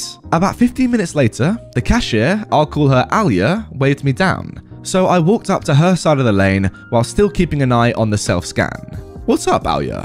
The machine won't take this lady's coupon." I glance over and Karen and I lock eyes. She scoffs and rolls her eyes. I ignore her and glance at the coupon Alia's holding. "Oh, here's the problem. The coupon's expired. Just by a day though." I hand the coupon back to Alia. "We can still honor it. Just enter the price change manually and put the coupon with the others." "I don't know how to do that." Karen groans. Then call someone over to show you how to do it and stop wasting my time." "I can show you," I say. "Really?" Then Karen says at the same time as Alia, You can? "Yeah, it's pretty simple." So I show Alia how to enter a coupon manually and what to do with it afterwards. She thanks me and I'm about to head back to my post when Karen looks at me, absolutely flabbergasted. "Wait, so you do work here?" I'm still slightly confused. "I have for a couple years now. Why do you ask?" "You do work here, and that's not a Halloween costume?" I just kind of stare at the woman, and Alia later told me I looked exactly like that one meme where the math is floating around a woman's head. Then I told the Karen, why would I be wearing a Halloween costume in the middle of July? Yeah, I'm not really sure what sort of Halloween costume the woman thought you were wearing in this situation. I mean, light jeans and a red and white striped t-shirt. Nothing really springs to mind. And also, yeah, it's the middle of July. Honestly, the lengths that people go to try and excuse themselves from just getting things wrong. How could you be more wrong than saying, I thought you were wearing a Halloween costume when the dude's wearing normal work clothes and it's in July? No one's believing that, Karen. Trust me, you're not fooling me on that one. I know that you were just chatting out of your bum. Let me just keep it at that. I don't know, maybe she just went to such a length in her own mind that you could not in any world be an employee of this store that she had to somehow think of a weird story that would make her mind sit at rest and just accept that, oh wait, this person's dressing up for Halloween. Maybe that's the logic that this Karen went to in her own mind, but makes no sense to me as per usual. Now moving on to our last post. I need to know who you are before I let you in. This happened about an hour ago. The place I work at is a factory composed of several different buildings. This morning, the outside air temperature was the coldest in the continental US, so everyone is bundled up a lot. We're also wearing COVID masks while indoors. I bundled up and walked up the hill to our maintenance building, where I plan to get some short lengths of wire for an upcoming project. I'm waiting at the tool crib counter, but the person in charge is nowhere to be found. I go off to run a few other errands and come back 10 minutes later to find nothing has changed, and the overseer is still MIA. This is pretty typical, as 95% of the people who need stuff in the tool crib already have an access key. The rest of us almost never set foot in the maintenance building anyway. After another 5 minutes of waiting, I see one of the maintenance guys I know. We'll call him Blaine. I've talked to him a lot when he covers shifts in the guard shack. He even told me his strategy for success once. It turns out you are supposed to work your way to the bottom of the ladder, so nobody notices you and you'll never be on some middle manager's chopping block. Yeah, I'm not sure if I agree with that. I asked Blaine if he can help me out. He asks what I need and what I'm going to do with it. I tell him and he gets a weird look on his face. He says, first of all, "Who are you?" Now, it dawns on me that I'm still completely bundled up and wearing a face mask with only my eyes left visible. On top of that, he assumed I was a worker in the factory, and everything I just told him would be shady as F if I was. I would have absolutely no business working anywhere near this building, let alone performing electrical work. I pull down my mask to let him see my face and tell him my name and department. We laugh and he takes me to the rolls of wire, where I proceed to plunder all 4 pieces I wanted. And there we go, a nice little positive story to end on. You know what? Not all the content on my channel is wholly negative. You know, we do have some nice stories like this where it's just a simple miscommunication and the people work it out and they can all go on with their day, help each other out, and it's a story to tell to the grandkids. It was a funny one. I enjoyed it. No one got hurt and no one was annoying, so that has made me feel very happy. To be honest though, whilst reading through that story, I was just thinking to myself, I cannot wait for a world in which we don't have to wear a mask all the time, because it's so annoying. Not only does it lead to situations like this, but it's just annoying in general for everyone, isn't it? Look, I totally get why we're wearing masks, and obviously saving lives is extremely important, but when this virus finally goes away and I don't have to put a mask on when I go outside, I'll be pretty happy, that's for sure. Yelled at by customer at work. This happened to me in March of this year. Just as the lockdown started and many stores had started having special shopping hours for elderly and high-risk customers. I worked at a grocery store on the overnight stock crew, and my shift ended at the same time the special hours started. I would frequently pick up items I needed at the end of my shift before heading home. On this particular morning, we had finally gotten a shipment of toilet paper and cleaning wipes in. I picked up a 12-pack of the cheapest toilet paper in the store and a canister of Clorox wipes for my mum, who is high risk. I was not wearing my black work polo because I was 7 months pregnant and it didn't fit, so I was allowed to wear a plain black t-shirt instead. I picked up a few food items and headed for the register. I ended up in line behind an older woman. She said very pointedly to the cashier, who is a friend of mine, that we needed to be more strict on the elderly and high-risk guidelines. She looked straight at me as she said it. She said we needed to have a guard at the door to make sure that no one was coming in during the special hours, except those that actually needed to shop at those times. At our store, it was from 7 AM to 8 AM every day. She also said that if the store lets other people in to shop, they should make sure that they don't buy the essentials that other people need, looking at the toilet paper and Clorox wipes in my hands. Now, my co-worker is an elderly woman, and she is not shy. She's a spitfire and she'll tell you what she thinks and doesn't give 2 dangs about what you think. She looks straight at the woman and says, "There is a limit on essential items. You can't buy 2 packs of toilet paper." The customer had 2 of the biggest packs of toilet paper we sold. We're talking 18 rolls. The woman snapped at her with a, "Fine, whatever, but I'm not coming in here if you're gonna keep letting other people in during the special hours. I want to speak to a manager." Bet you guys didn't see that one coming. My co-worker calls the manager on duty, which happens to be my manager on the overnight crew.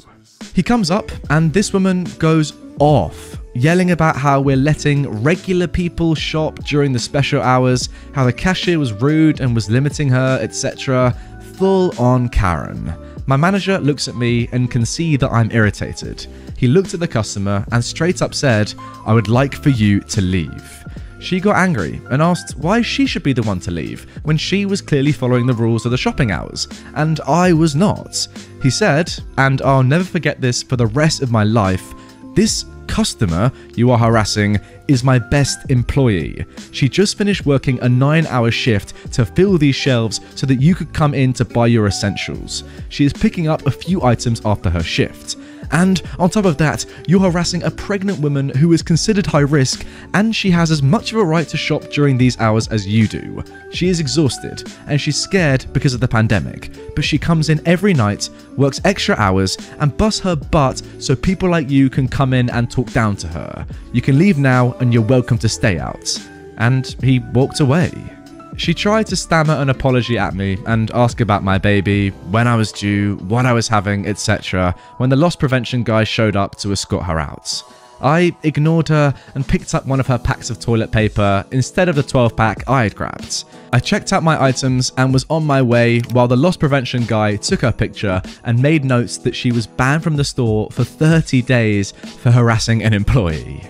Yeah, I guess the moral of this story, guys, is that you never really know if someone is high risk or not. Just because they're not old, or just because, you know, they're not pregnant, maybe she didn't know you were pregnant, whatever, it doesn't mean that someone's not high risk. Or maybe, as you said, OP, you were buying for someone who is high risk, your mum, you know, who's elderly. So yeah, I guess just don't presume until you really know is the moral of this story. But I kind of get a little bit what this woman was saying. Obviously, this Karen did not go about it in the right way. She should have been way more polite than just going mental at you and the staff. But I get what she was saying, and that it is important to respect these special hours so that elderly people who are high risk, get the stuff that they do need and deserve. It was just unfortunate for her that OP, you'd been working all night stocking the shelves and you were just on your way out, and yeah, she happened to get annoyed at you. But yeah, I kind of see what she was saying. Do you know what I mean, guys? I'm being a little bit, you know, lenient with this woman, but I kind of understand where she was coming from. She's probably tired as well. She's probably scared of going out in the pandemic. But yeah, no need to be overly aggressive in this one is my overall point, I think. Now moving on to our second story. She does work here, lady. She just doesn't get paid. While this is not the typical retail horror story, I thought you might enjoy it here anyway. I'm a retired veteran and have been for more than 20 years, making this story just about 3 decades old. Usual disclaimers for the passage of time and my failing memory, but I'll do my best. Thank you. I'm in civilian government service these days, but back then I was a technical sergeant in the healthcare administration field. I've been assigned to the base hospital's outpatient records office as the non-commissioned officer in charge, not long before these events transpired, and we were short-staffed due to Operations Desert Shield and Desert Storm, so we were busy. This was long before the days of electronic medical records. These were good, old-fashioned, coloured folders, chock full of all your appointment notes and test results, all filed on shelves, lots and lots of shelves. What with active duty personnel, their family members, and local retirees and their spouses, there are about 44,000 of them. If you scheduled an appointment more than 24 to 48 hours in advance, we would pull your record the night before and send it to your provider's clinic. Otherwise, you had to come see us yourself to sign out your record before you could be seen. It was a weekday, early to mid-morning I think, and we had a long line of patients at our service window. I was on duty along with 2 to 3 junior enlisted workers and RL, a very nice lady. We were dodging each other in the narrow aisles and pulling records as quickly as we could. It wasn't quick enough for IK though, impatient Karen, who, RL, the records lady, was helping. I was near the window checking a patient's eligibility when the impatient Karen sighed like the air brakes on a bus pulling up to the curb. A moment later, she starts whining. "What is taking so long?" Then, "This is stupid. I can't believe this." And, "What's wrong with her?" Waiting in line is rarely fun, and is much less so when you or your children are sick, so I get it. I stepped up and I told the Karen I'd check on her record and be right with her. I found the records lady in the aisle looking at the shelves with confused frustration, and I understood the delay. Now my colleague, the records lady, had suffered a traumatic brain injury some years before, and while she didn't have any major deficits or disabilities, she occasionally had trouble processing numbers. Our records were organised using a terminal digit system, based on the first 2 digits of the last 4 digits of the service member's social security number. This could be challenge enough for the lady if she was in a rush. Being under the pressure of a foul-tempered Karen did not help. I suggested she take a break in the back, found the record, and took it to the service window. "Here you go, Mom. I'm sorry about the wait." Finally, you need to get rid of that woman. I can't believe she actually gets paid to work here. Each exclamation point, by the way, there was accompanied by an increase in not just volume, but also venom. I should complain to your commander. I wondered how in the heck this woman could not see and understand the difference between my colleague Record Lady's uniform and mine. I was wearing BDU's, battle dress uniform, and she was wearing street clothes with an apron.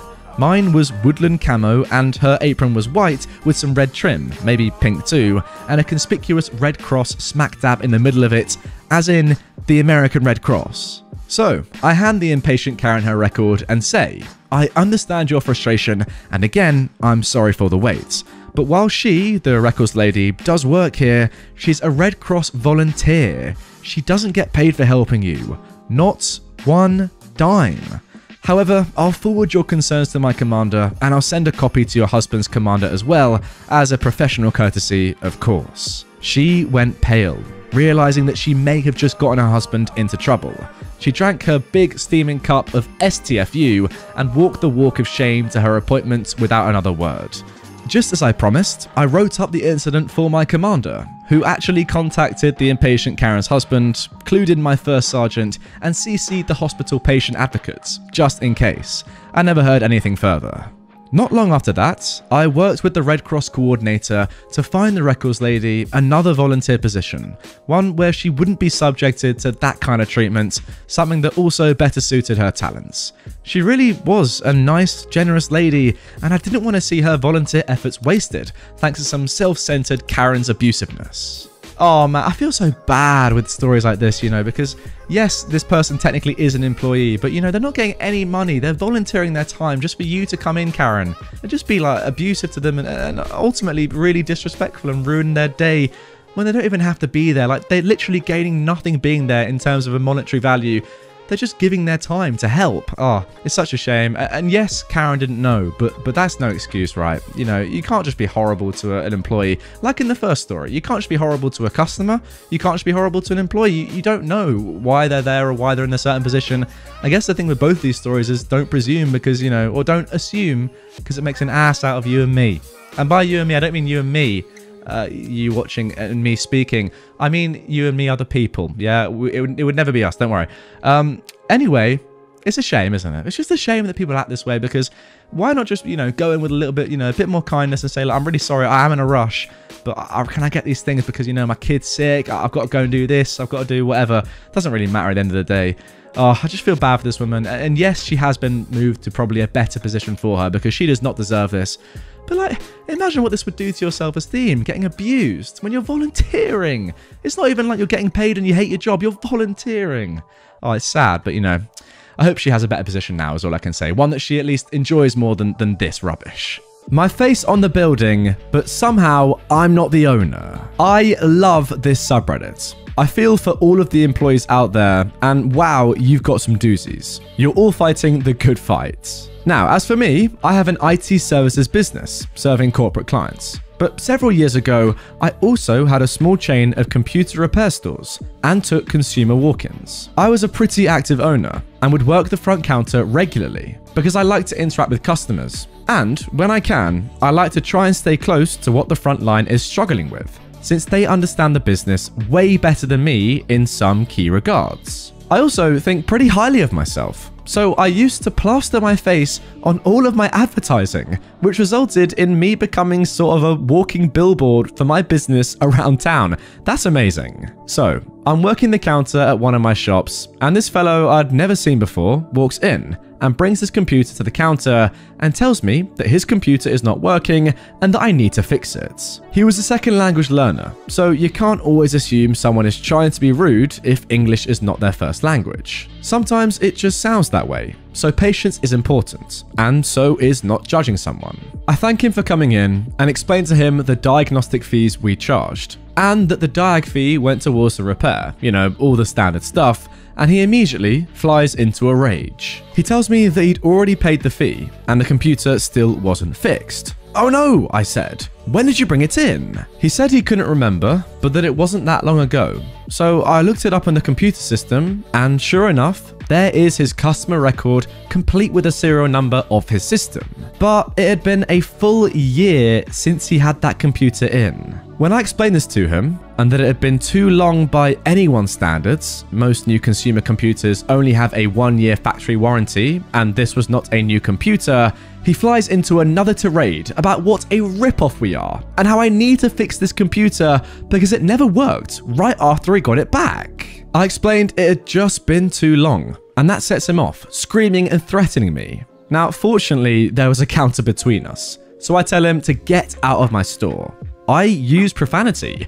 Look, it was not my finest hour, but profanity is a strong suit of mine. Well, if you've got it in your locker, just use it, man. But he won't leave, and says he isn't leaving until I fix his computer for free.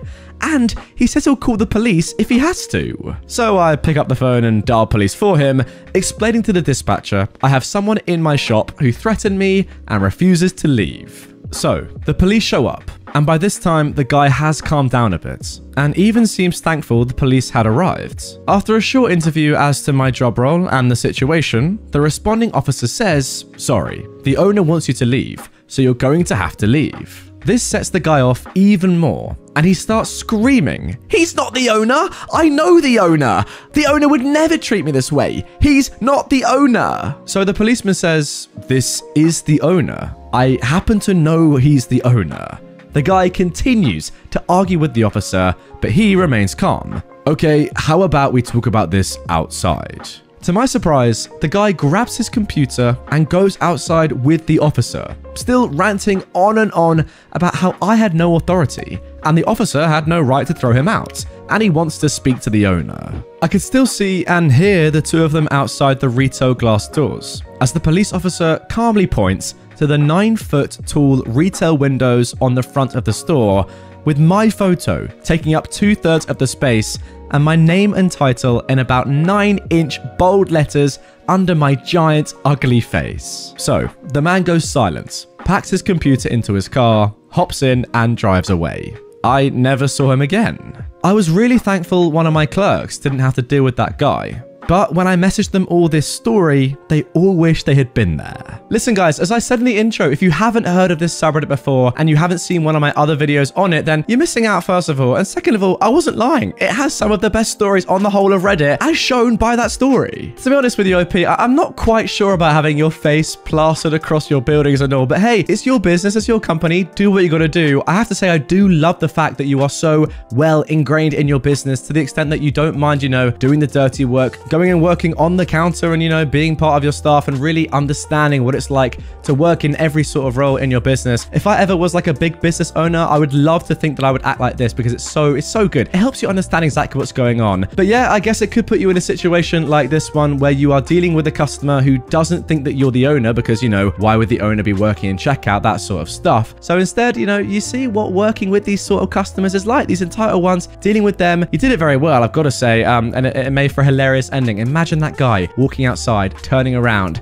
and seeing your big old ugly face on the side of the building. Incredible. And by the way, I don't know what he looks like, but I'm allowed to say he's ugly because OP has called himself ugly, so leave me alone. It's not bullying. And now moving on to our second exceptional story of today's episode. Don't grab the staff. She's a black belt. First things first, I've been hearing these stories on YouTube, and the discussion with my wife came up if I'd ever seen anything like this in my time in retail. This story took place in the mid-1990s, so I'm a bit fuzzy on the specific details, and of course, names have been changed to protect the innocent as well as the guilty. Back in my 20s, I worked at a local hardware store that was just down the street from the City University, where I ended up being promoted to store manager. This was my college job. I had a small staff that included several other students, in particular, a young lady cashier, Maria, who aside from being an employee, was also the girlfriend of a friend or classmate of mine, who happened to be the manager of the barbecue restaurant in the same strip mall with us. so I kind of looked out for her. She was the sort of young lady who drew attention from her looks and figure, that tended to receive unwanted advances from random customers. This was typically dealt with by a passing comment of, "This is not a dating service," from me to the cashier. We'd already worked this out. I wasn't getting after her, I was giving her an escape route. In this shop, the cashier's station was basically a booth with 2 cash registers just at the front door of the store. The break room's in the back room, and you have to walk through the paint department to get to the break room. At her break time, Maria was walking back to the break room to relax and break out her books for class. I was making my rounds through the store, checking inventories, etc., when I heard a polite, "Excuse me," some muffled words I couldn't hear, a more irritated, "Excuse me," not the kind like, "Please let me pass," but more like, "What the actual F did you just say to me?" Followed by, in quick succession, a scream, loud oof noise like someone got the wind knocked out of them, a scuffle, thud, and loud crack. Then a lot of unintelligible screaming. Me and my floor salesman ran back to the area where the paint shaker was to find a guy we will call Grabby, one of the maintenance staff from the university, laying on the floor, gripping his arm, and yelling how Maria had assaulted him. "Call the paramedics! Call the cops!" Meanwhile, Maria was in shock, just repeating, "Oh my god, I hurt him. Please don't fire me." I asked my salesman to call 911 and tend to the guy on the floor.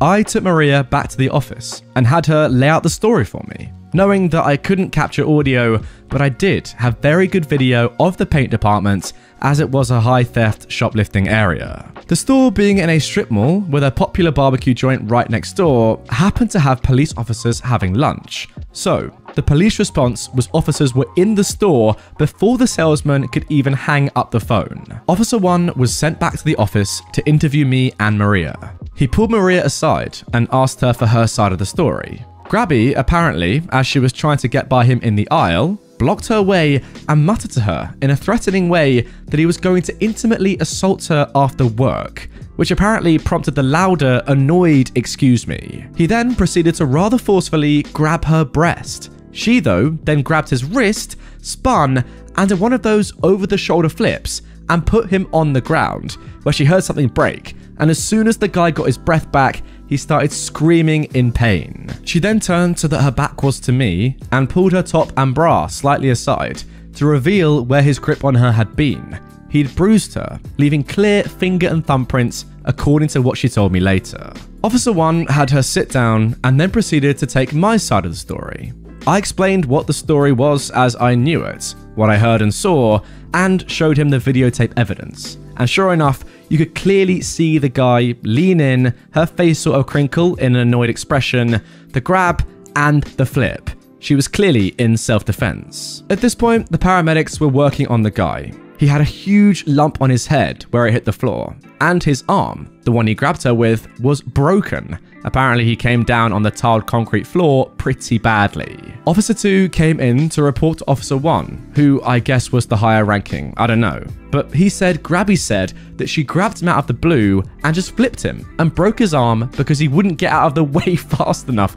That's the most ridiculous excuse I've ever heard, Grabby boy. Long story short, he ended up escorted to the hospital by police to get his arm set, and then arrested for intimate assaults. Can you use the real word here? I'd rather you didn't, so thank you. Battery, he left bruises, and giving a false police report. Maria was saying she didn't want to press charges. She'd already hurt him. However, this type of assault, the charges are automatic. The fallout for Grabby? Well, he was charged and convicted on all counts through a plea deal. He never went to court as the evidence was pretty overwhelming. He was banned for life from that store, fired from his job at the university, placed on an intimate offender registry, ended up divorced as his wife was none too happy about what he did, and last we knew, he was a guest of the state for at least 5 years. So at least we never had to testify.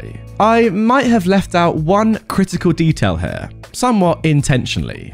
Maria was a physical education major and was a black belt. Boom. Another great story. I mean, he didn't really leave out that key detail because it was in the title, but I get what you're saying, OP. Great story. Maria, absolute legend. I mean, that is why people do self-defense. You know, kung fu, karate, taekwondo, all that stuff. It is technically self-defense and it should only be used for that reason, not aggressively. That's like the whole point of martial arts, isn't it? Really. And it's been put into fantastic practice here. That guy, man. Why? We're sick of people like you. It's 2021, mate. Go back to the, I don't know, I want to say 1800s, but no one even liked you then. So I'm just done with people like that. What's the point? Really? I mean, can you just not like go on a date with a girl or something like, I don't know, just match them on Tinder or Hinge or Bumble? There are loads of apps, mate. Go and use them. Don't assault people at work, please, man. You're better than that, Grabby. You're better than that. But yeah, honestly, good to see his life's been ruined and his wife has divorced him. Good for everyone, really, because you don't really want to be associated with a person like that. And if you are a person like that, you don't deserve to live in the society we all live in and enjoy. So get rid of you. Into prison you go, Grabby boy. I should have cut her hair. Before lockdown, I went to the salon to get my hair done.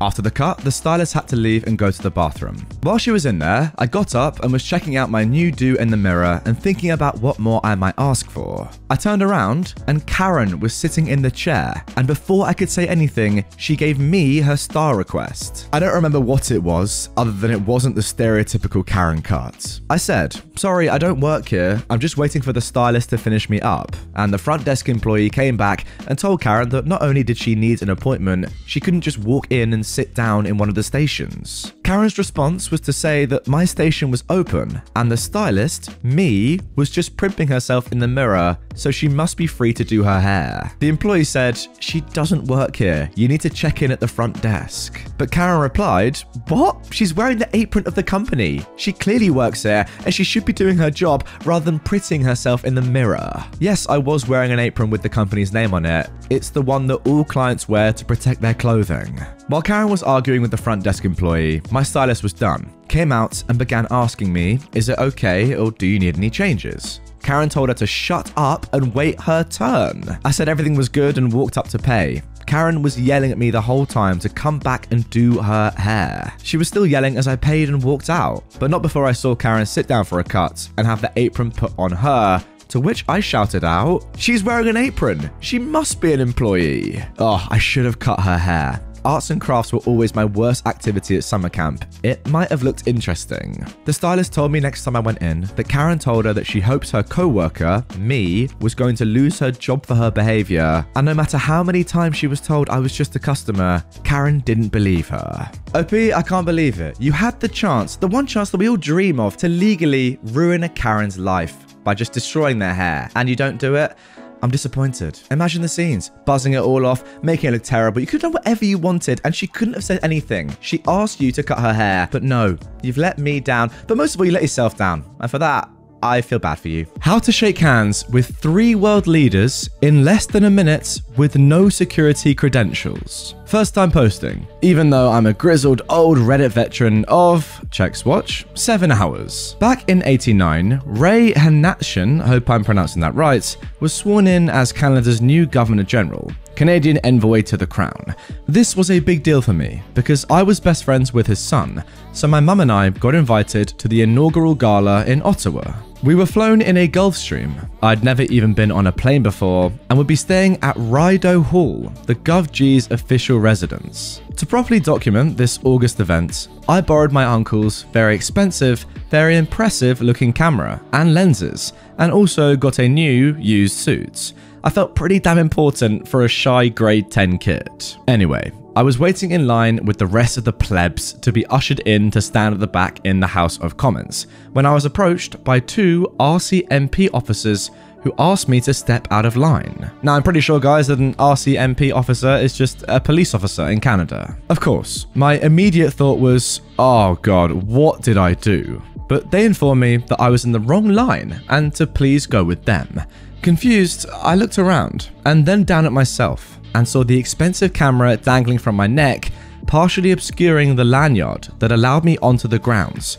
Holy heck, they thought I was press. I always looked older than my actual age back then. I glanced over to my mum and she silently mouthed, "Go," and so off I go to the press gallery. The cops plot me into the cluster of photographers from the national press, and suddenly I'm sharing the same bird's eye view as Sandy Ronaldo and Peter Mansbridge, the Barbara Walters and Tom Brocco of Canada.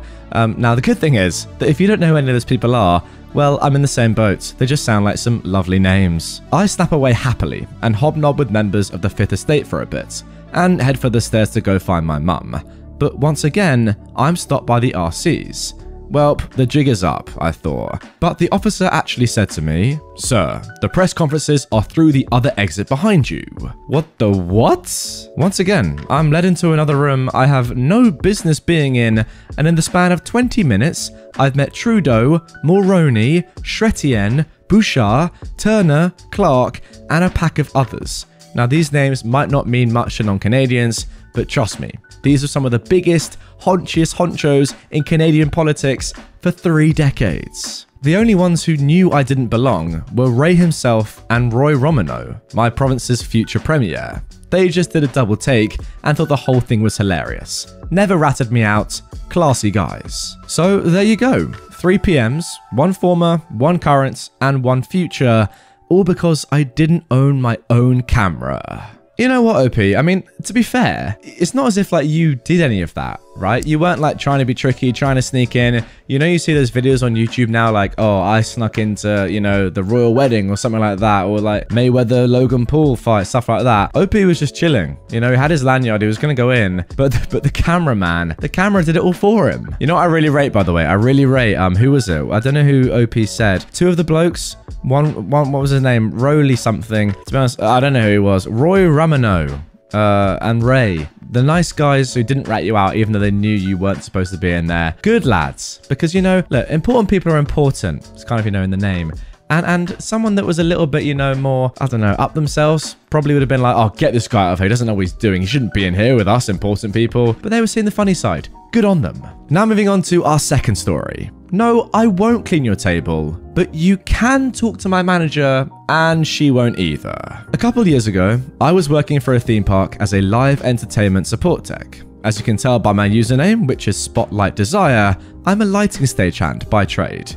This particular story takes place on my second day of work, after returning from a 4-year hiatus. We were all working hard to get the summer show up on its feet, and ready for tech in a couple of weeks. So we took a longer lunch break than normal. Low-level staff like myself and our department supervisors at a pizza place across the street. Now, the way we dressed for this position was fairly distinctive amongst our staff, but I guess less so when you leave the park. We wear show blacks, all black clothing, down to socks and undershirts. Some stickers even insist you wear black underwear. The black shirts, which were button-up work shirts we had, as well as the ball caps several of us were wearing, had the name of the theme park and entertainment in silver, in a less than missable font. On top of which, we had name tags with the company logo and our tool belts on our hips. The pizza place, however, had shorter sleeve black polos for managers, or t-shirts. And though they were a similar black theme, they were not at all alike. Anyway, sorry for the long setup, but it's important you know how unbelievable this situation was. So, I'm making my way through the buffet, grabbing pizza and some salad, when I hear it. The impatient shriek of, "Excuse me!" Now I'm focused on my lunch, as we are still on a time crunch after all. Naturally, I assume this woman just wanted me to step aside, so I politely moved. I heard a distinct huff, then felt a not too gentle tap on my shoulder. I turned around, confused. Finally, I've managed to get someone's attention. All these tables are filthy, and I want you to clean one for me. I blinked for a moment, about to utter the words you all expect. I got as far as, I know you're on your lunch break, she interrupted, but you can stuff your face in a bit. You have a paying customer here with no place to sit. Am I just supposed to eat standing like an animal? Yes, she actually said that. I point to the logo on my work shirts, and she doesn't even look. But nonetheless, I say, sorry, I can't clean your table for you. There's always someone at the register, maybe they can do— But you're right here, right now. Why should I have to wait for someone else to do your job? At this point, I just sigh and begin to walk off. Karen shrieks, I want to talk to your manager. As it so happens, guess who was sitting at the table with our staff? Suddenly, I get an idea that probably belongs on our /malicious compliance. I flag my manager over. Hey OP, what's going on? This woman said she wanted to speak to my manager. Why would she? This lazy sack of poop isn't doing her job. I want you to tell her to clean me a table. Now. OP doesn't work for the pizza place, and neither do I. What the F is wrong with people these days? No one ever gives good service anymore. My manager, seeing just what I've been putting up with, went off on Karen. She didn't yell and was very controlled, but it was actually to the point where it was quite scary. I wish I could remember exactly what she'd said, but I'd wandered out of earshot after she told me to take my food and sit down. All I know is Karen finally seemed to get the message. Now, here's the best part.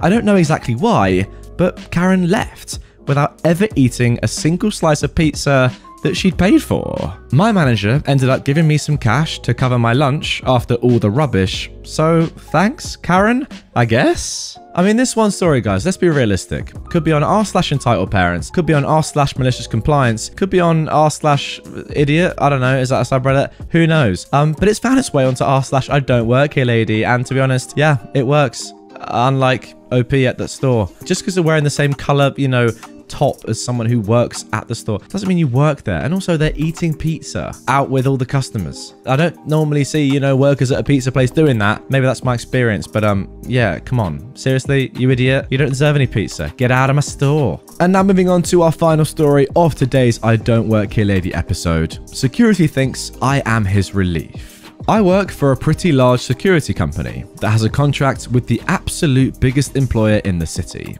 This is where I work security for.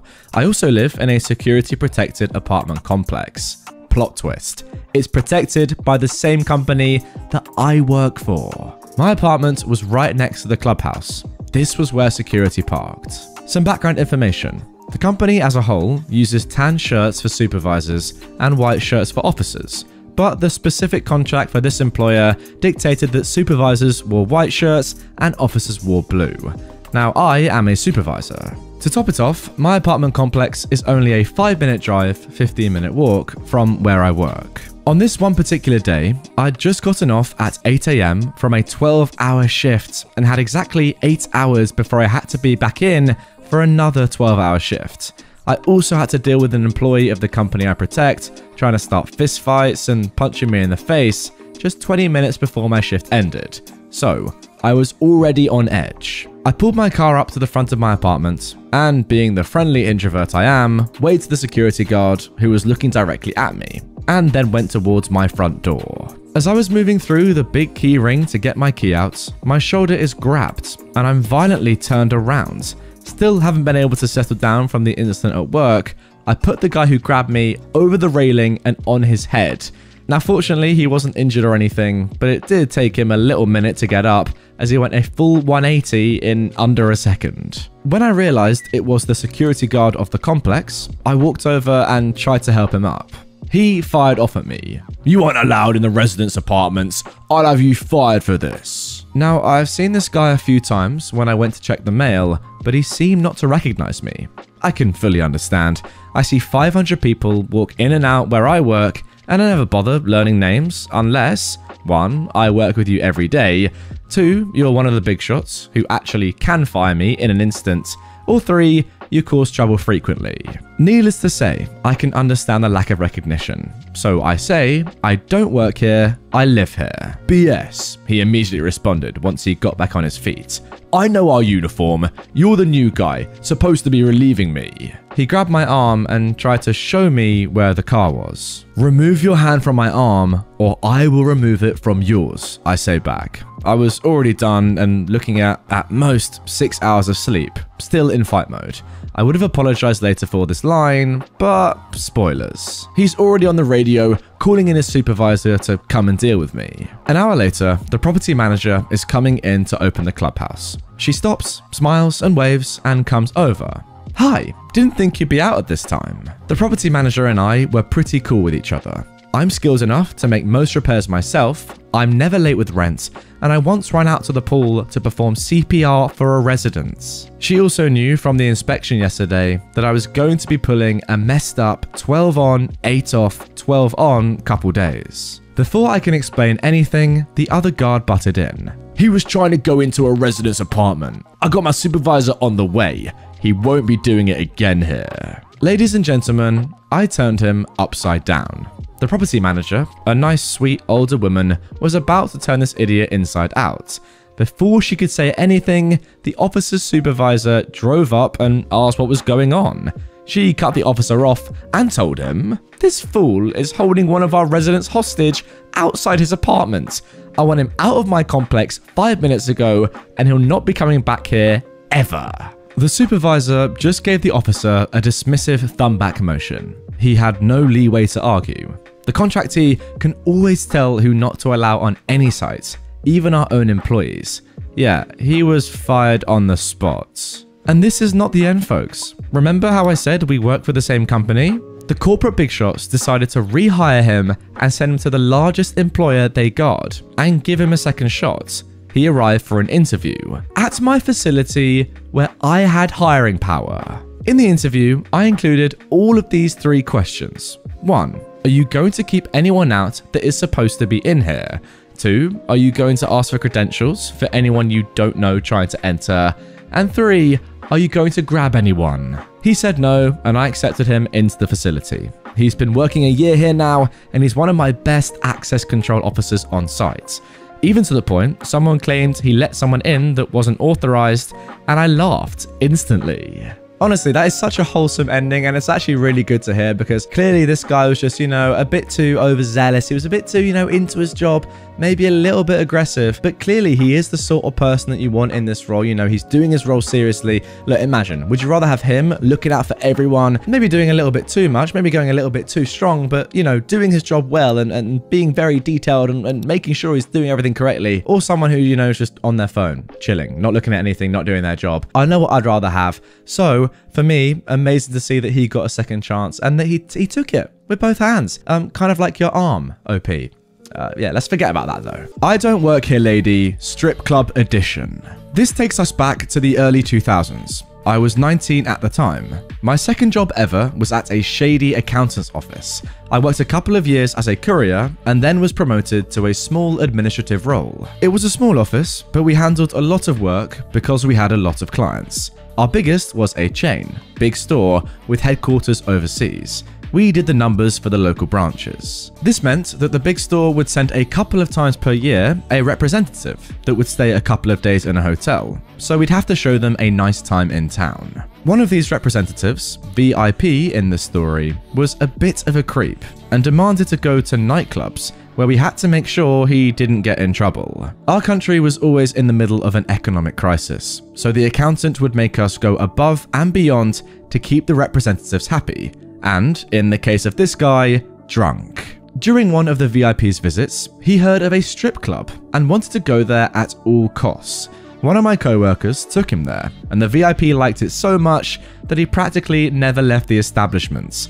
I don't know why, but he decided that this would be the place of operations next time he'd come, and he managed to make sure a next visit would ensue as soon as possible. So, a couple of months later, he came with short notice and arranged with the accountant to have their meetings at the strip club.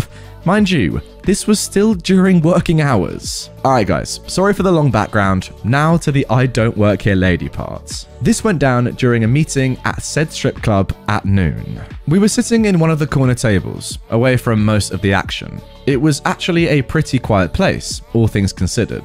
And given the nature of the talk, ill accounting practices, it surprisingly seemed like a good place. There were a few patrons next to the stage, and there was little action. But there were dancers coming and going. It seemed like the place never closed. Can I just say, before we get into this really, what a weird place to have accounting meetings. This guy is strange. Now, the accountant's personal assistant was a girl in her mid-20s. She was the accountant's niece, and she was both incredibly smart and beautiful.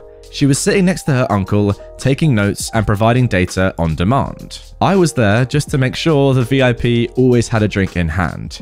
At some points, I was handed some documents to check something out, and the accountant's assistant went to the bar to get more drinks. So, it was 3 males sitting at the table, the VIP and the accountant talking figures, as I was checking the papers, when suddenly we heard a loud crash and some yelling. We turned to see the assistant arguing with drunk patron 1, her white shirt all wet. She then threw a punch at his face, he got rocked back by the vicious hits and the surprise. Two other patrons, who were nearby, jumped in and tried to grab the assistant. We sprang from our seats and rushed to her aid. There was some pushing and pulling. The accountant was trying to hold back his assistant, his niece, and shield her, but she was enraged. The VIP and I were pushing the other drunk patrons back. Fortunately, the fighting was contained between the assistants and the first drunk patron, and a full-blown skirmish didn't break out. A couple of seconds later, a massive 2-meter, that's about 6'8" bouncer appeared, grabbed the drunk patron, and started bellowing out orders. We instantly stopped, as if we were toddlers under the command of a kindergarten teacher. Upon questioning, the drunk patron said that the expletive for sex worker refused to serve him a drink and a lap dance, pointing at the assistants. Still enraged, she started shouting, and things almost escalate again, weren't it for the bouncer being so menacingly in control. The man was good at his job. Eventually, the assistant calmed down and said that she was returning from the bar with a tray with drinks when this drunk patron slapped her in the butt and told her to take him to a private booth. She said she didn't work there, he slurred something about being quick about it, and when she tried to leave, he tried to grab for her chest and knock the tray with drinks all over her suit and shirts. She told him something along the lines of, "I told you, I don't work here, you butthole." And he replied, "Well, you look like a, insert word here, that works here." She lost it and started swinging. So, the aftermath. The drunk patron was kicked out, and the two other drunk patrons left with their friend. The VIP paid the bartender some money to allow us to stay there. I took the assistant in a cab back to her home. She was still fuming and ranted on how she hated working for her uncle and his shady clients. She wanted to quit and start working in her field. She was an architect, but our economy was so depressed there was hardly any work there. She took a week off work after that, and during that week, I decided to quit. I was a high school dropout, and I thought it was a good time to get graduated. So, I haven't seen her since. I learned that the accountant was caught stealing from the big clients a couple of years later, and his business declined heavily after losing the majority of that business. A couple of years ago, I saw that the assistant was running a somewhat successful Instagram account, giving interior design tips and offering her services as an architect and designer. She seems to be doing okay.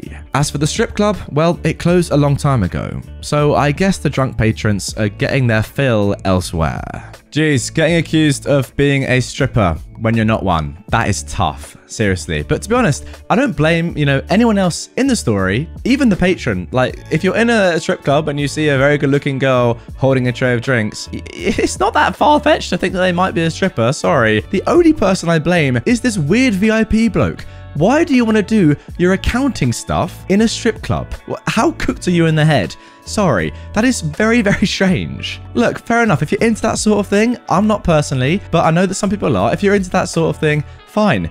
But don't do it during your work. Surely you go to this accounting office first, get your work done, afterwards you go there. You don't host your meetings there. That is so weird. The only person I blame in this whole story is Mr. Big VIP. He's an absolute disgrace to all other VIPs out there. I hate him. Alright, then moving on to our next story. Karen mistakes me for a bank employee, proceeds to attempt to rob the bank and gets arrested.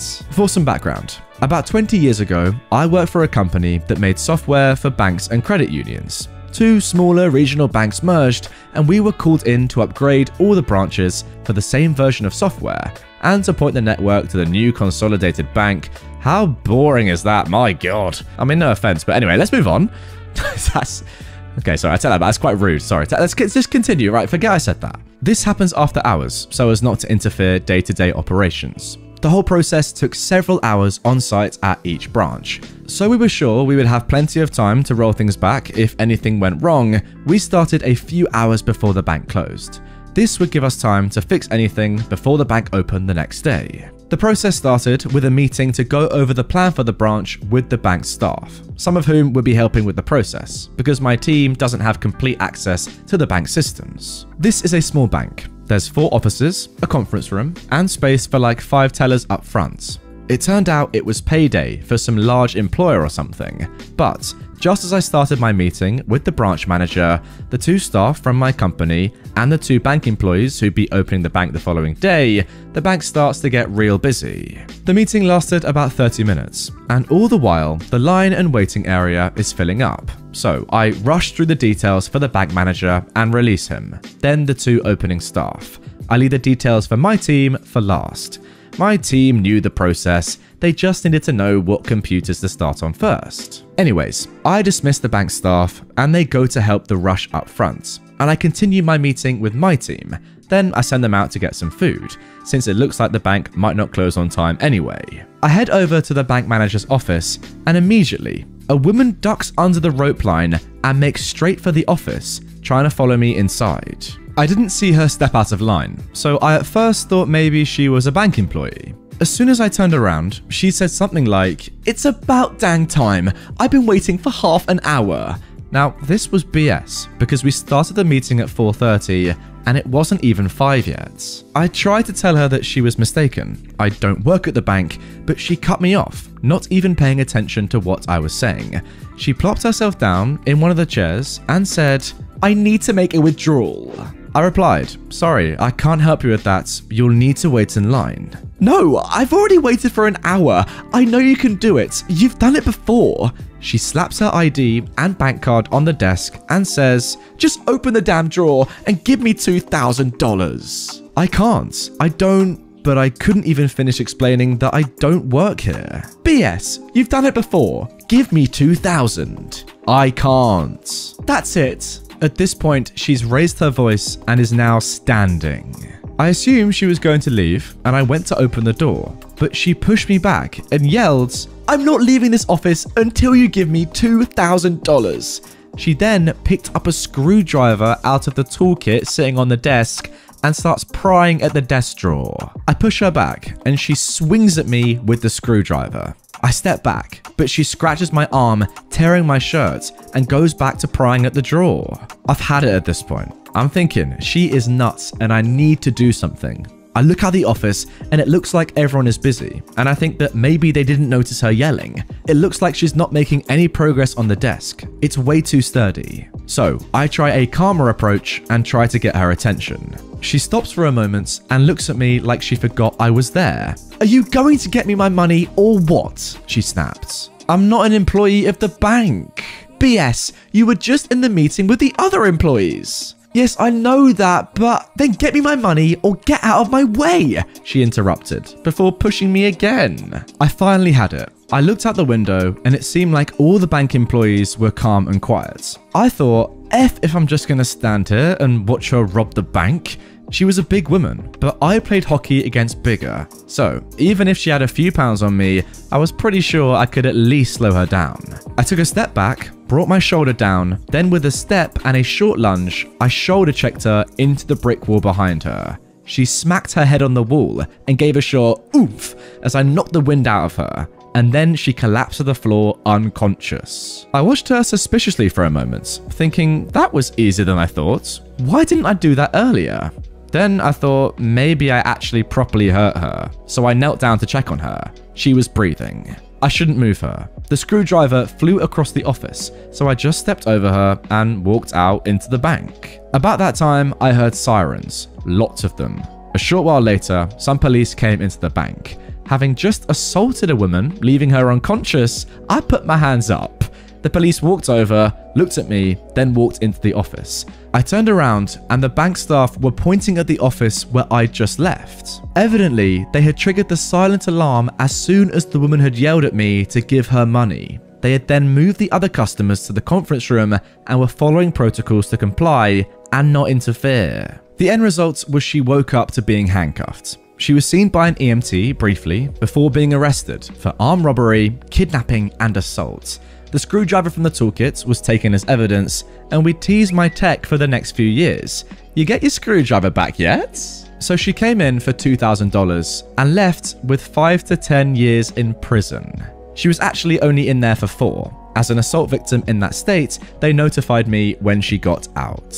Okay, that's actually like really clever. I've learned something there. I didn't know there were like secret alarms. So they let the robbery continue while secretly alerting the police that this is happening. I guess if they were like open and loud about it, they first of all risk being, you know, like shot or like injured by the robber. But secondly, the robber could just leave and be like, oh no, people realize. Maybe in this situation, it's just way better to make the robber think that no one really knows what's going on, apart from OP in the situation, of course, who they're scrapping. But actually, in reality, everyone knows what's going on. The staff have taken all these customers, people trying to get money out themselves, into another room just for their own safety, just waiting for the police to show up really. And actually, it's just kind of like left to a 1v1, I guess. OP versus the robber. Not the best situation to be in, but my god, did you handle it well there, my son? That was exceptional. A little shoulder barge for the chin, knocking her out. Incredible scenes of glorious emotion. Congratulations on your success. And now moving on to our final story of today's episode. Lady snatches dinosaur model out of my hand. So, I was heading to a toy store, name redacted for privacy's sake, because they'd informed me that they had the new Coelophysis model made by Safari Limited. I didn't have that model in my collection, and I usually order my models there. And I have a good enough relationship with the store workers to let me know when a certain model on my list is available. Now, before we continue on with this story, I need to know what this dinosaur looks like. The Coelophysis, I think it's pronounced. Not entirely sure. Comment down below how to pronounce it if you know. Let's have a look at it. I mean, to be fair, what a bad boy. Looks a little bit like a velociraptor, I would say. I don't know how big it is. You know what? I'm going to do some more research. I mean, to be fair, it looks like it would fit in right now with the current background you can see in this video. Pretty insane. Look at it. Looks brilliant. Anyway, it can grow up to 3 meters, 9.8 feet long. So yeah, pretty similar to a velociraptor, I reckon. And if I was in a fist fight with it, I reckon it would kill me.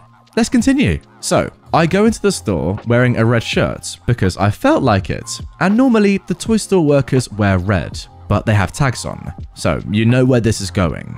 I enter the store and ask if they have the Coelophysis, and they point me in the right direction, since in this case, it wasn't one of the models I prepaid them for. So, I see the Coelophysis among other models. It wasn't the only one, and I get my hands on it. When I take it off the shelf, a lady says to me, "Oh, thank you, I can take it from here." I turn around and see this lady that looks like she's in her late 30s, holding out her hand to me, expecting me to just plop the dinosaur in her hands.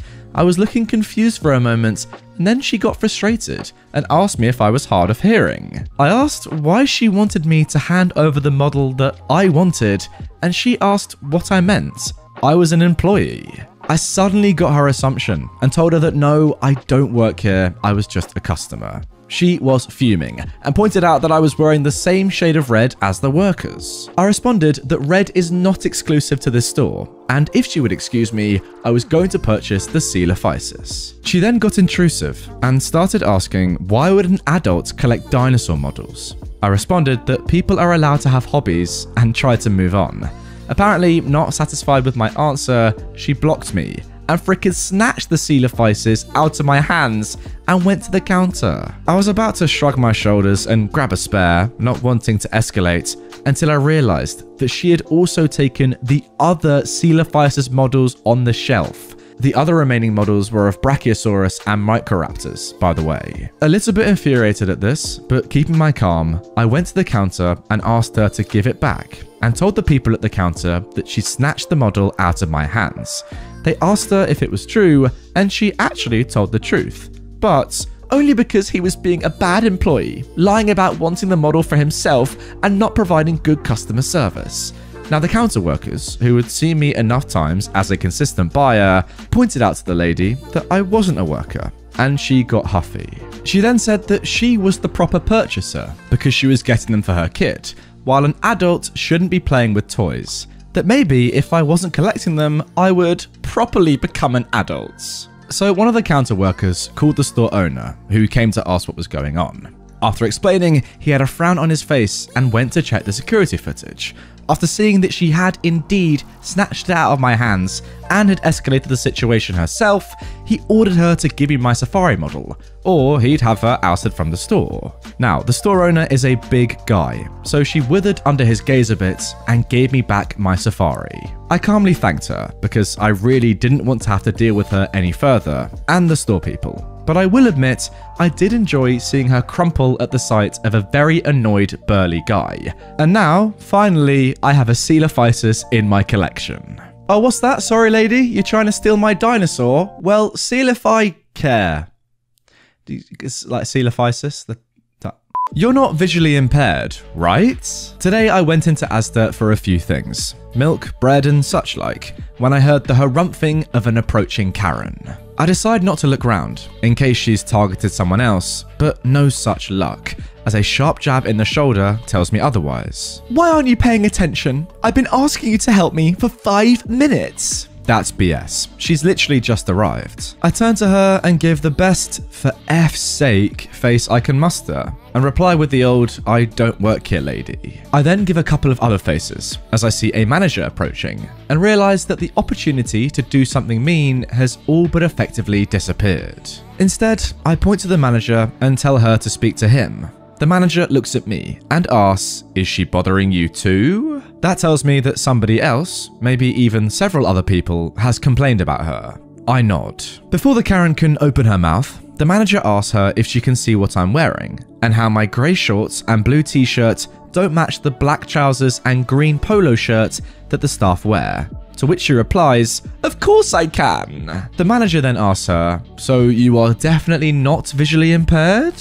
Blind? Says the Karen. Of course I'm not blind. I can see what he's wearing, but I want him fired for not helping me. And why did you ask if I'm blind anyway? Well, I reckon that if you can't tell that he is a customer and clearly not a member of staff, says the manager, gesturing at me, then either you are blind, stupid, or mad.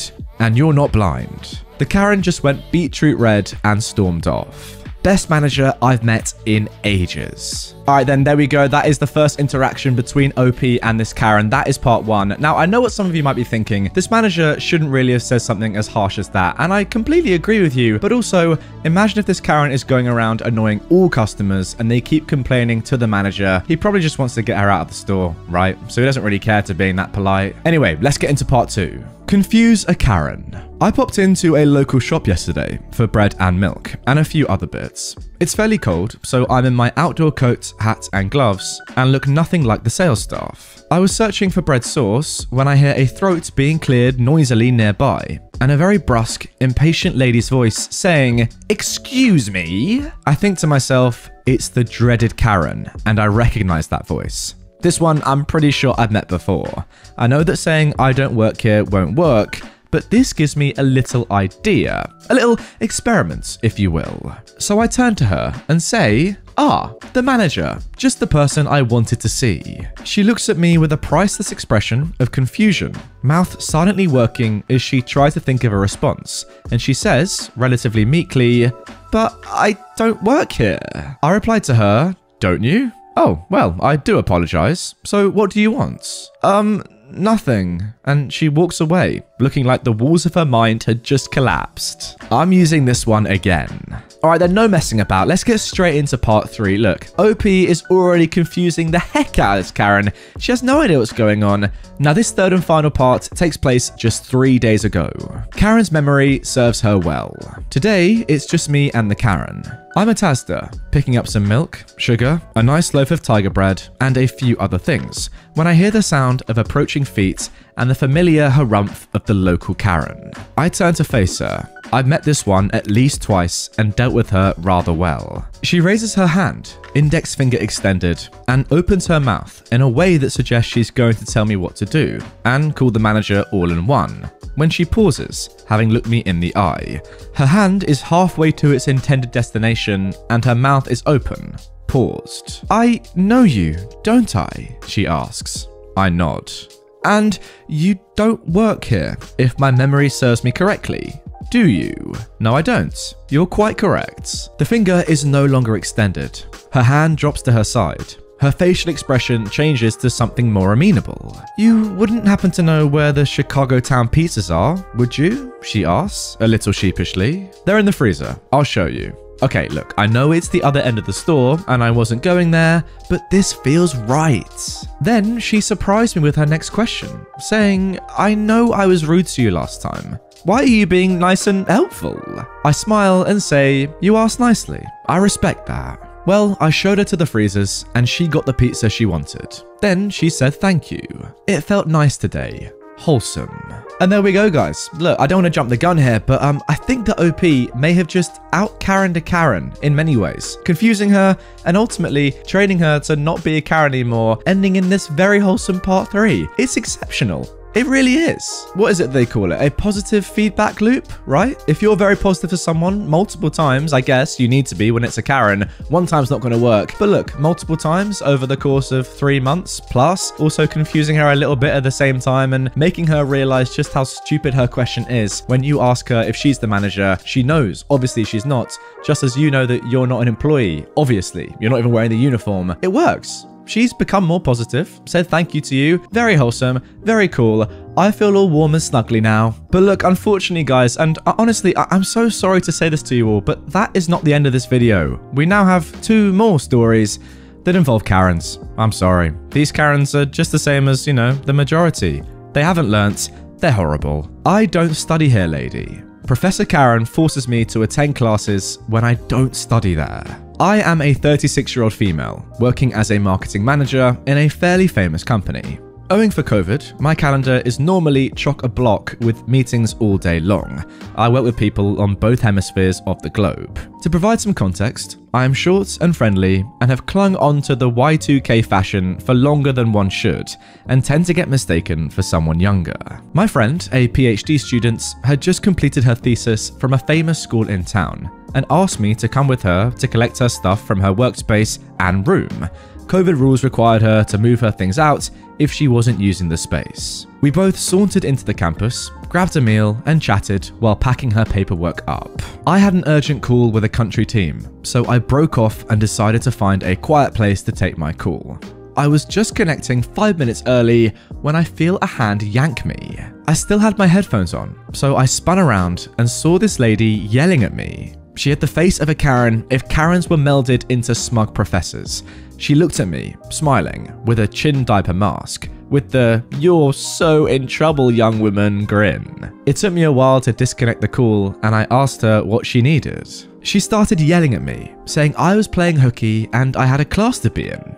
I looked down at what I'm wearing, skirt and salad fingers graphic tee. It didn't help that I'd coloured my hair. I tried to explain to her that I wasn't a student and I needed to get on a call, but she started dragging me into the class I was supposed to be in. My brain just froze because I'm panicking. I'm missing an important work call and my friend is nowhere in sight. We're outside of class now and I'm trying to call my friend. She snatches my phone though, the teacher that is, and claims she's seen me doing this more often. Really, Prof. Karen? Now you have a non-existent history of my misgivings? She's convinced she's seen me do this in her class as well as someone else's. She called the prof teaching the class out and asked her to take me in. These are huge classes, so the one teaching also just assumes that I'm part of her class. I'm really questioning my clothing / life choices at this point. I was going to give up and just attend the dang class when my friend comes rushing in. I told her what happened quickly. But Karen is now convinced that we're both horror kids that need to be schooled. My friend had left her ID in her room, but I remember I was carrying my visiting card. Yes, companies still make those, and my credit card with me.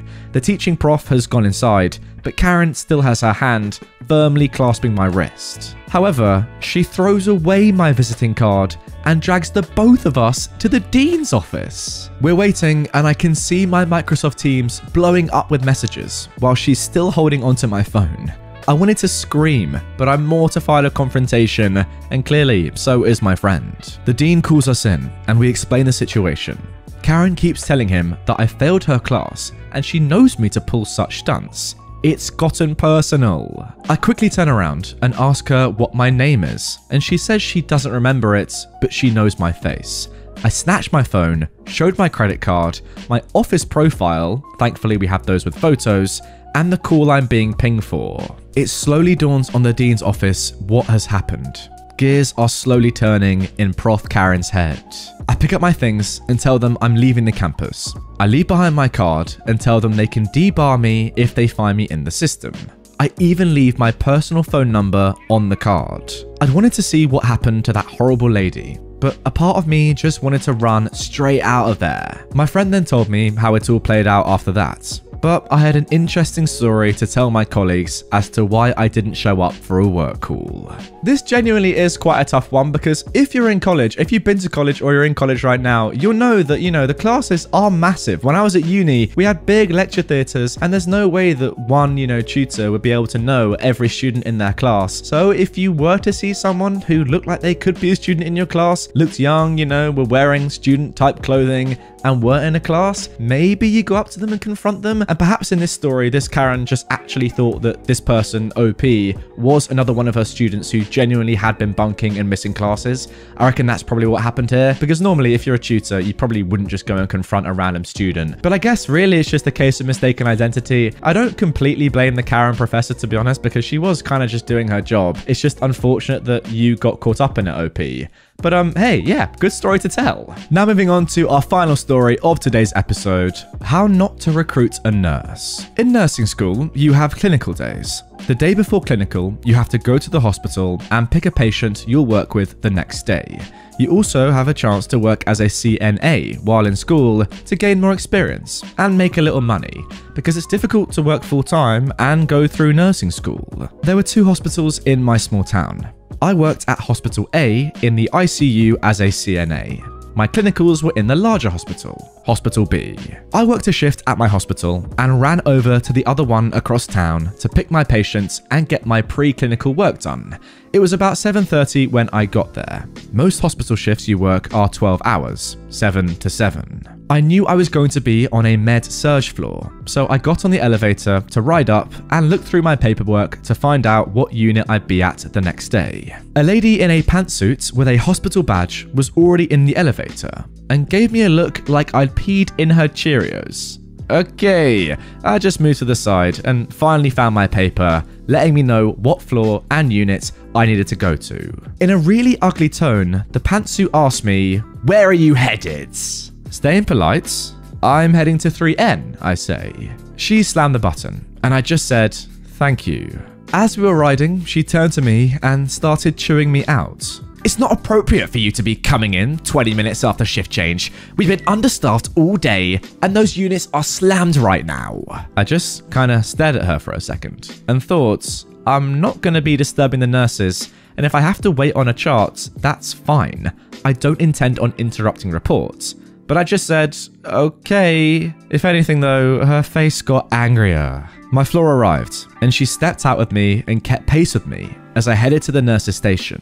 I went to the side and took a look at the assignment board to see if anyone had a diagnosis I hadn't worked with before. Then I sat down out of the way and waited quietly, because the charge nurses were still discussing assignments. When they finished, I asked the charge nurse if there was a patient I should pick. I did this because sometimes there were interesting procedures, or I'd get a chance to practice my skills the next day. As I was waiting, Pantsuit Lady watched me, and when she saw me sit down, she immediately snapped her fingers at me and pointed down to the floor, saying, "You, come here." The voice was nasty enough that it stopped several people mid-report to find out what was going on. I stood up and approached her, and she grabbed my sleeve and pulled me over closer to the charge nurses. Ignoring me and talking directly to them, she proceeded to tell them that I was their aide and she wanted them to make sure I was written up for being late. I realized then that she thought I worked there. I was a lot less confrontational or aggressive then. My, how nursing changes you. But I never really got the chance to say anything, as she jerked her hand away from me and wiped it like she'd just touched poo. She then looked at me with a face I can only describe as sour lemon smugness and walked away. The charge looked at me and said, "Well, we already have an aide, but we sure could use you. Let me see how." She trailed off as I put out my hand and said, "I don't work here. I'm with my school, and I'm here to pick out a patient for clinicals tomorrow. Does that lady always treat people like they're dogs?" The charge nurse stared at me for a second and then started laughing and said, "Oh, what a stupid dog. Don't mind her. We all hate her." She then asked, "How much longer do you have?" I replied that I graduate in 6 months. I also asked if they had any interesting procedures, or if they had a patient that a one-to-one student nurse would make easier to handle. She also asked where I planned on working after I graduated. I just looked down the hallway where the pantsuit had gone and just said, well, not here, which made her laugh even more. I had a truly relaxing clinical the next day with a sweet elderly lady with dementia and a minor medical condition.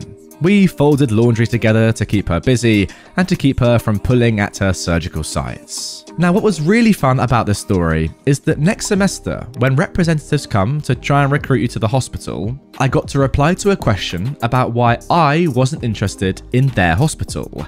I got to say that I didn't appreciate the way they treated their staff, and then tell my story. There was recognition in their eyes when I described the lady, and they shook their heads when I told them about the event. Plus, I knew that my hospital was waiting for me to graduate, so I could come to work in the ICU, which was my dream at the time. And it was for a bit more pay than this hospital was offering anyway. Yeah, very simple conclusion for me on this story. Pretty much, if you're the boss of someone or you think you're the boss of someone, don't treat them badly because you never know. If they're young especially, or it doesn't matter how old they are, they could end up being your boss one day. And if you've been horrible to them in the past and you've wronged them, then the likelihood is they're not going to be very nice to you in future, and it could really damage your career. So now, this woman, the pantsuit lady, has got a very bad reputation because of how she acted to you, OP, as a trainee. Robber mistakes me, a cashier, as another customer and offers to cut me in on a robbery. I'm a convenience store cashier, and besides the occasional robbery, nothing really happens here. We've had a handful of super dramatic, get on the ground robberies, but most are just regular shoplifters. Because nothing really happens here, I like to make small talk with the people in the store to pass the time. Sometimes people have great stories, sometimes we end up knowing someone in common, sometimes it's just nice to make a person smile. The other day, I was out from behind the register stocking shelves. I was the only person in the store because weekday afternoons are usually slow and because basically everyone's quit. It's getting cold here and the building still hasn't turned the heat on, so I had a hoodie over my uniform, short sleeve shirt and name tag. So I guess I just looked like a guy browsing the aisles. Now this wasn't a problem, because when a customer came in, I'd say, let me know if you need anything, and that cleared it up. Maybe two came in the entire start of my shift. Just as things were wrapping up and I'd had a long dead streak, a guy about my age came in and seemed in a great mood. He also had a big hoodie on, but it's cold out, so I didn't think anything of it at all. I said, let me know if you need anything, from down where I was with the shelves, and he came and stood by me, kind of giggling. Weird, but I've seen weirder. Whatever. Finally, I said, can I help you? And he just goes, I'll be honest, I don't know how to say that. Let me try again. Hey, what a weird thing to say. So I'm like, hi, and he starts talking to me about the logo on my hoodie, which is a local sports team. Have you ever heard anyone go, hey, before? No, me neither. So we go back and forth for a bit. My side of the conversation was normal. His side was really overstated. In hindsight, it's clearly because he was nervous. But I was kind of checked out and didn't really care at the time. Like I'd say, yeah, he's got a good arm, but his head just isn't in it this season. And this guy would reply, oh my god, the best arm, once in a lifetime talent, but he's not there at all. Gone, trash, garbage, they should just cut him. I keep stocking the shelves, not thinking at all about the odd nature of what he's saying, and instead thinking in the back of my mind, is he gonna buy something or what? From there, we actually got talking about how we got into the game and had a really heartfelt conversation about going with our fathers and sitting in the cheap seats, and we did actually sort of bond a little. Finally, we ran out of sports commentary to make at one another though, so there was a wave of silence for a few minutes. Then he gets uncomfortably close to me and whispers, I like you a lot, you know that? So my first thought was that this was some kind of gay thing. No problem at all if that's what you're into, it's not my scene though. So I took a healthy step back and told him thanks, but no thanks. He laughed kind of maniacally and explained to me no, he meant he liked me so he'd be willing to cut me in on what he was currently doing. I ask what that is. He explains, ain't nobody in here. I've got my truck outside. I'm gonna load it up with beer and stuff. Look, you seem like a good dude, so I'm tipping you off in case you want anything. Ain't no one here, it's easy money, bro. I couldn't believe it. He was trying to rob the store and he was telling me about it. I quickly realized his overly excited, socially inappropriate behavior must have been drugs. Rather than confront someone on drugs, in my experience, their moods can change from perky to violent really quickly. I just went with my gut and decided to play along. I knew I needed an excuse to get back behind the register. So I said, good stuff. Forget the beer though, man. I'm going for the real easy money. And hopped over behind the counter, where I promptly but discreetly pressed the button that locks the doors from the inside, followed shortly by our brand new panic button. This was the first time I'd ever used it, hoping there wouldn't be a time, but at least I wasn't genuinely panicking yet. At this point, he's loaded both shoulders up with six-packs and headed for the door to make the first of what I'm sure he anticipated would be several trips. He pushed against the door with his hip, and of course, it didn't budge. And he pushed pretty hard, anticipating it would swing easily, so I felt kind of bad seeing him wince. He nearly dropped the beer. He turned to me, more frustrated than scared at this point, and went, "Bruh, the door's jammed. Can you give it a try?" Now, I was nervous to step out from behind the register in case this guy had a weapon, so I tried to deflect and was just like, "Maybe you've got to pull it." He started freaking out and was running around the store. He was trying the back door, but it locked as well. He was trying to climb up and reach the one tiny window we've got, but not only was it too high, it doesn't really fit a person. I kept playing dumb. Eventually, the cops came. It took a while, and the guard resorted to hiding in the stockroom by the time they made it over. Not before first wrecking a couple aisles in his frenzy, but at least I was able to lock him in the stockroom once he went inside. They came in to arrest the guy, and he starts trying to blame the whole thing on me, saying I set him up, saying I made him do it. It genuinely confused the police for a bit. So, I don't work as a robber.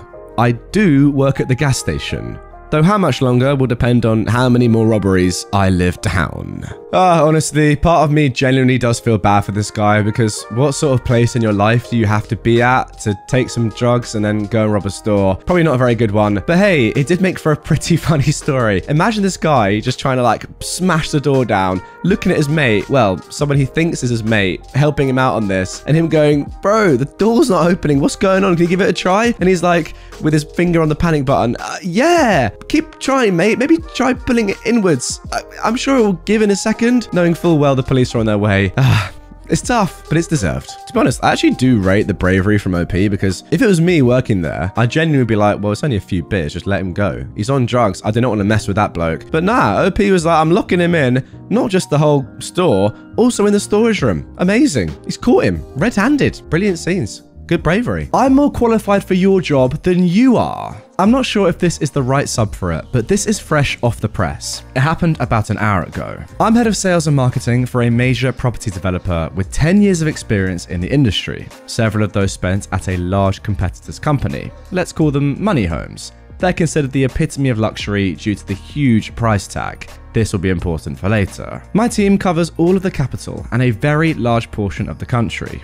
Roll on today. Since we've only recently opened up and are launching new developments for which we don't yet have the staff, today was the interview day. Normally for those kind of positions, the person would be interviewed by the sales manager for that particular development, the sales coordinator, and sometimes one of the sales directors. Since it's a bit of a track for the sales director to come in for the interview, 2.5-hour train journey when we're supposed to limit non-essential travel, HR asked me to step in as new employees will be reporting to me anyway. So, 8 applicants we have waiting. The first few interviews go pleasantly well, but nothing special, until we meet interviewee number 4. Meet Annabelle. Before she comes into the room, she's sitting in the waiting area with other applicants. And not only I can hear her go on about how she pretty much has the job in the bag, as she's overly qualified and the other guys are wasting their time. That was her first mistake.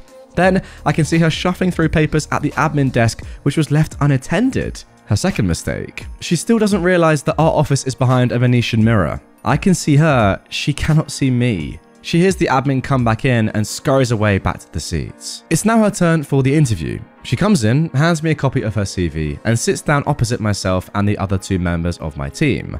I look at her CV with a slight half smile, which I think she took as a good sign. So, she goes off talking about her major accomplishments at different employers. She tells us that she's actually more interested in being hired for another position at our company, which she can assure me she's more qualified for than our current employee. She then starts spewing out figures of our marketing campaigns, which have not yet been published, and advises me on the results that we should expect and what our next move in terms of marketing should be. I advise her that the only positions currently open are for sales staff, but I asked her which one she's specifically interested in. She mentions, wait for it, sales and marketing director.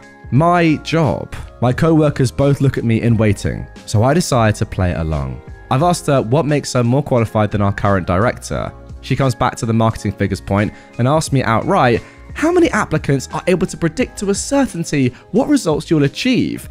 And then leads into a major point on her CV, money homes. So I started asking a little more about her position there. What was her area of responsibility, how long she's worked there, etc. She starts off telling this long, rehearsed story of how she started there as a negotiator a few years back and worked her way up to associate director. Fancy name for managers responsible for more than one project, and how she eventually became sales and marketing director, but is looking to leave, so discretion is of utmost importance. At that point, I couldn't hold it anymore. I really wanted to let her carry on, but I just burst out laughing and I asked her to leave. She just gets very confused and starts asking what she said that's offended me. With the biggest grin on my face, I then said, it's one thing hearing you talk down to other applicants when you're supposedly looking for upper management position. Watch you steal confidential information from my admin's desk while pulling the 2 pages out of her hand, our marketing reports, and telling me and my colleagues that you can do my job better than me by lying to me about your experience. She gets offended and starts going off at me that I know nothing about her and she did not lie about her experience, and how would I have known that anyway? Annabelle, the reason I know you're lying is because I was the sales and marketing director at Money Homes during the years you've described. And not only do I know you are not in managerial positions, I know that you are not even part of the department, even if you did work there, as the department was made up of 42 employees, all of which I knew by name. I recommend that if you do indeed work there, you contact your director, as I'll be filing a grievance against you for stealing confidential documents from their main competitor. Her face went pale as a sheet of cheap toilet paper. She turns on her heel, rips her CV out of my colleague's hands, and runs out the door. Like, does she really think we did not keep her details on email when she sent the doc through? Can't wait to see if I'll be hearing from her or Money Homes anytime soon. And there we go. That is part 1 to this story. As I said in the intro, we have an update to come, which comes just 20 days later, which we'll get into in just a few seconds. And then another update, which was just posted at time of recording this is a few weeks ago. Unbelievably, 3 years after this original post. The original post was posted in 2020 with the update coming just 3 weeks later. And then yeah, the next update came 3 years after that. However, for that first initial post, all I've got to say is just the audacity. It's just honestly astonishing. Stealing company documents and then saying, how could I possibly know these marketing stats? Like, it's obvious that you've got your hands on them in some deviant way if they've not even been published yet. Ugh, it's ridiculous. And then on top of that, going for a job that wasn't even advertised. It's not even the job that you're actually technically going for. You've gone to an interview for a certain job and said, no, you know what, I actually don't want that original job. I want a new one. Oh yeah, the job of the interviewer. It's unbelievable. It really is. But without further ado, let's get into the first update, which happened, as I said, 3 weeks later. It's been a few weeks since my original post, and some of you asked for an update. So here we are. So, Annabelle, as you can imagine, I was not best pleased with her and her interview. I didn't do anything about it for about a week, and to be fair, I wasn't actually going to raise a grievance after all. But it just so happened that Money Homes and my company decided on a joint venture for a future regeneration project. So I was going into a meeting with them a week ago on Wednesday. The area sales and marketing manager for MH arrived about 15 minutes before the rest of our meeting. And since we've known each other for a while, I retold him the story while catching up. He knew exactly who I was talking about even before I mentioned Annabelle's name, and lo and behold, she does not work for Money Homes and was never even employed by them. Turns out she is a subcontractor who works for a small independent estate agency, to whom Money Homes have been paying a set fee for accompanying weekend viewings local to them. That would explain why she knew a fair bit about their processes, as she reports client information back to them, but wouldn't have known that I was also employed there at some stage. This also means that the incident with the marketing reports doesn't really mean anything, as they're not a competitor and it's not the kind of info other companies would be willing to pay for. Useful, but not priceless. So there's no grievance to be raised. Okay, gotta interject here though. That doesn't take away from the fact that Annabelle is stupid. Like, actually stupid. She said that she works for some company that she never actually fully worked for.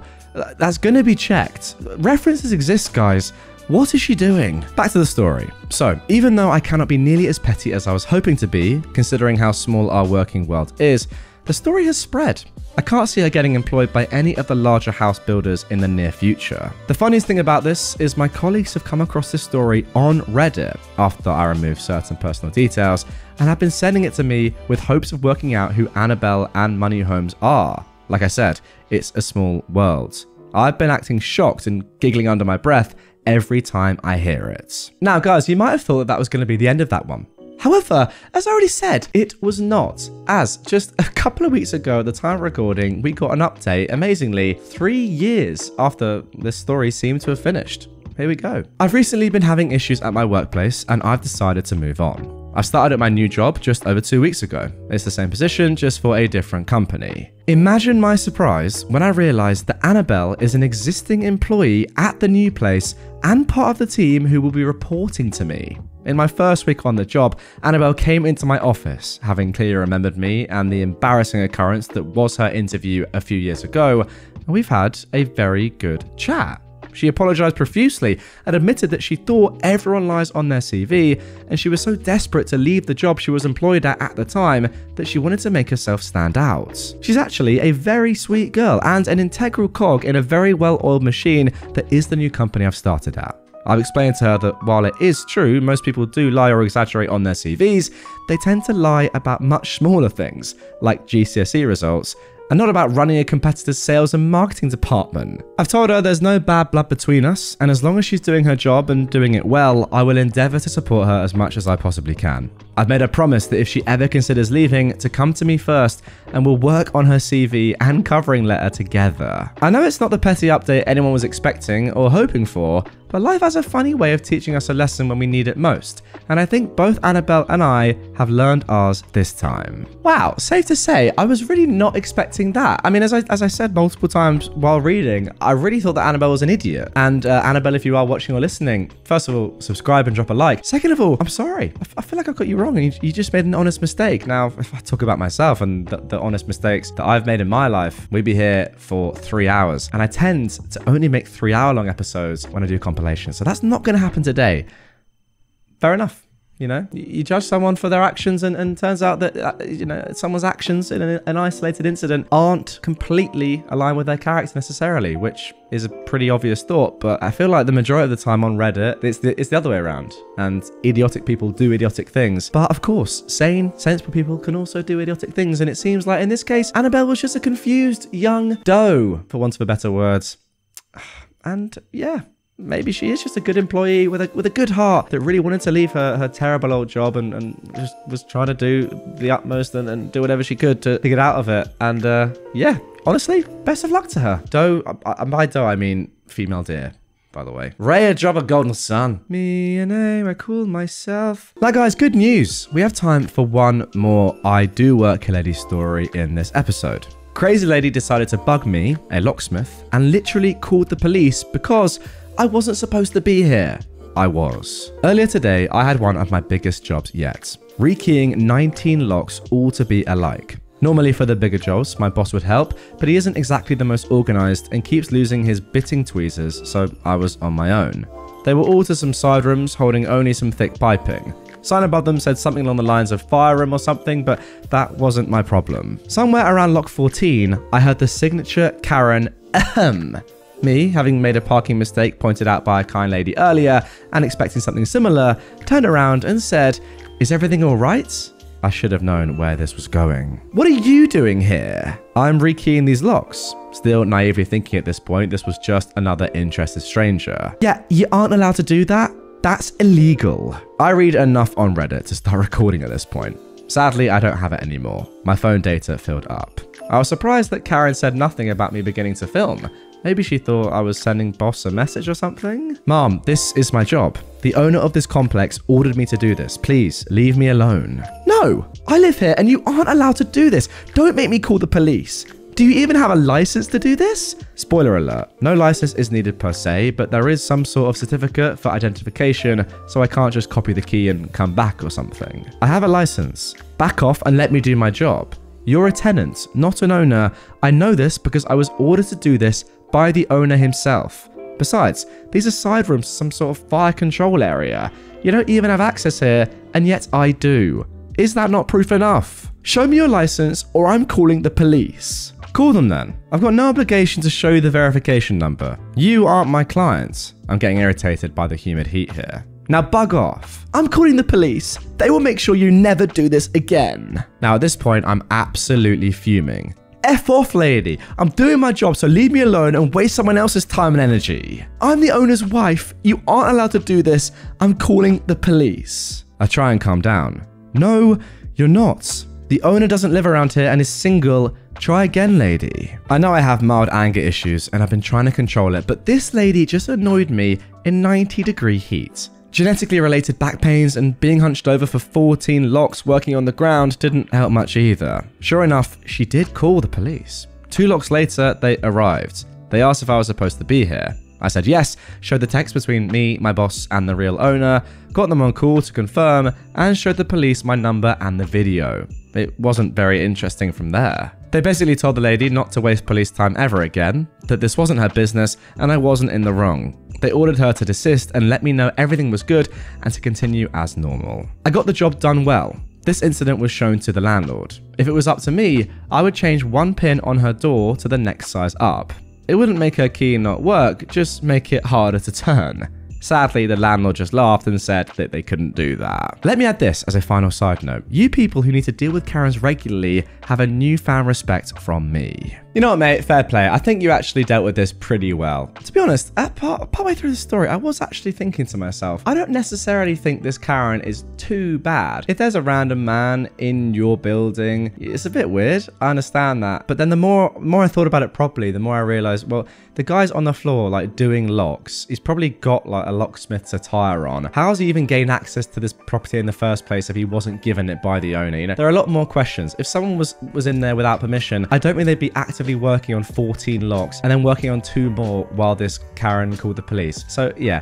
As soon as I thought of that, I realized, oh yeah, okay, so this Karen is just pretty dumb. But yeah, once again, OP, I feel like you dealt with her extremely well, and the police too. There can be nothing more annoying than working in 90-degree heat, doing physical labor, and having the police call on you and then having to deal with that before getting back to your job, which you need to still finish. So fair play. You did keep your cool, apart from that one little moment. And yeah, I completely agree with your final point. Those of you that deal with Karens daily, how? And there we go, guys. That is going to do it for r/IDontWorkHereLady, the movie. A few hours there of some of the most classic stories from this subreddit. Now, it's actually been a while since I made some new content on this sub, looking at some more recent stories. So listen, get in the comments down below.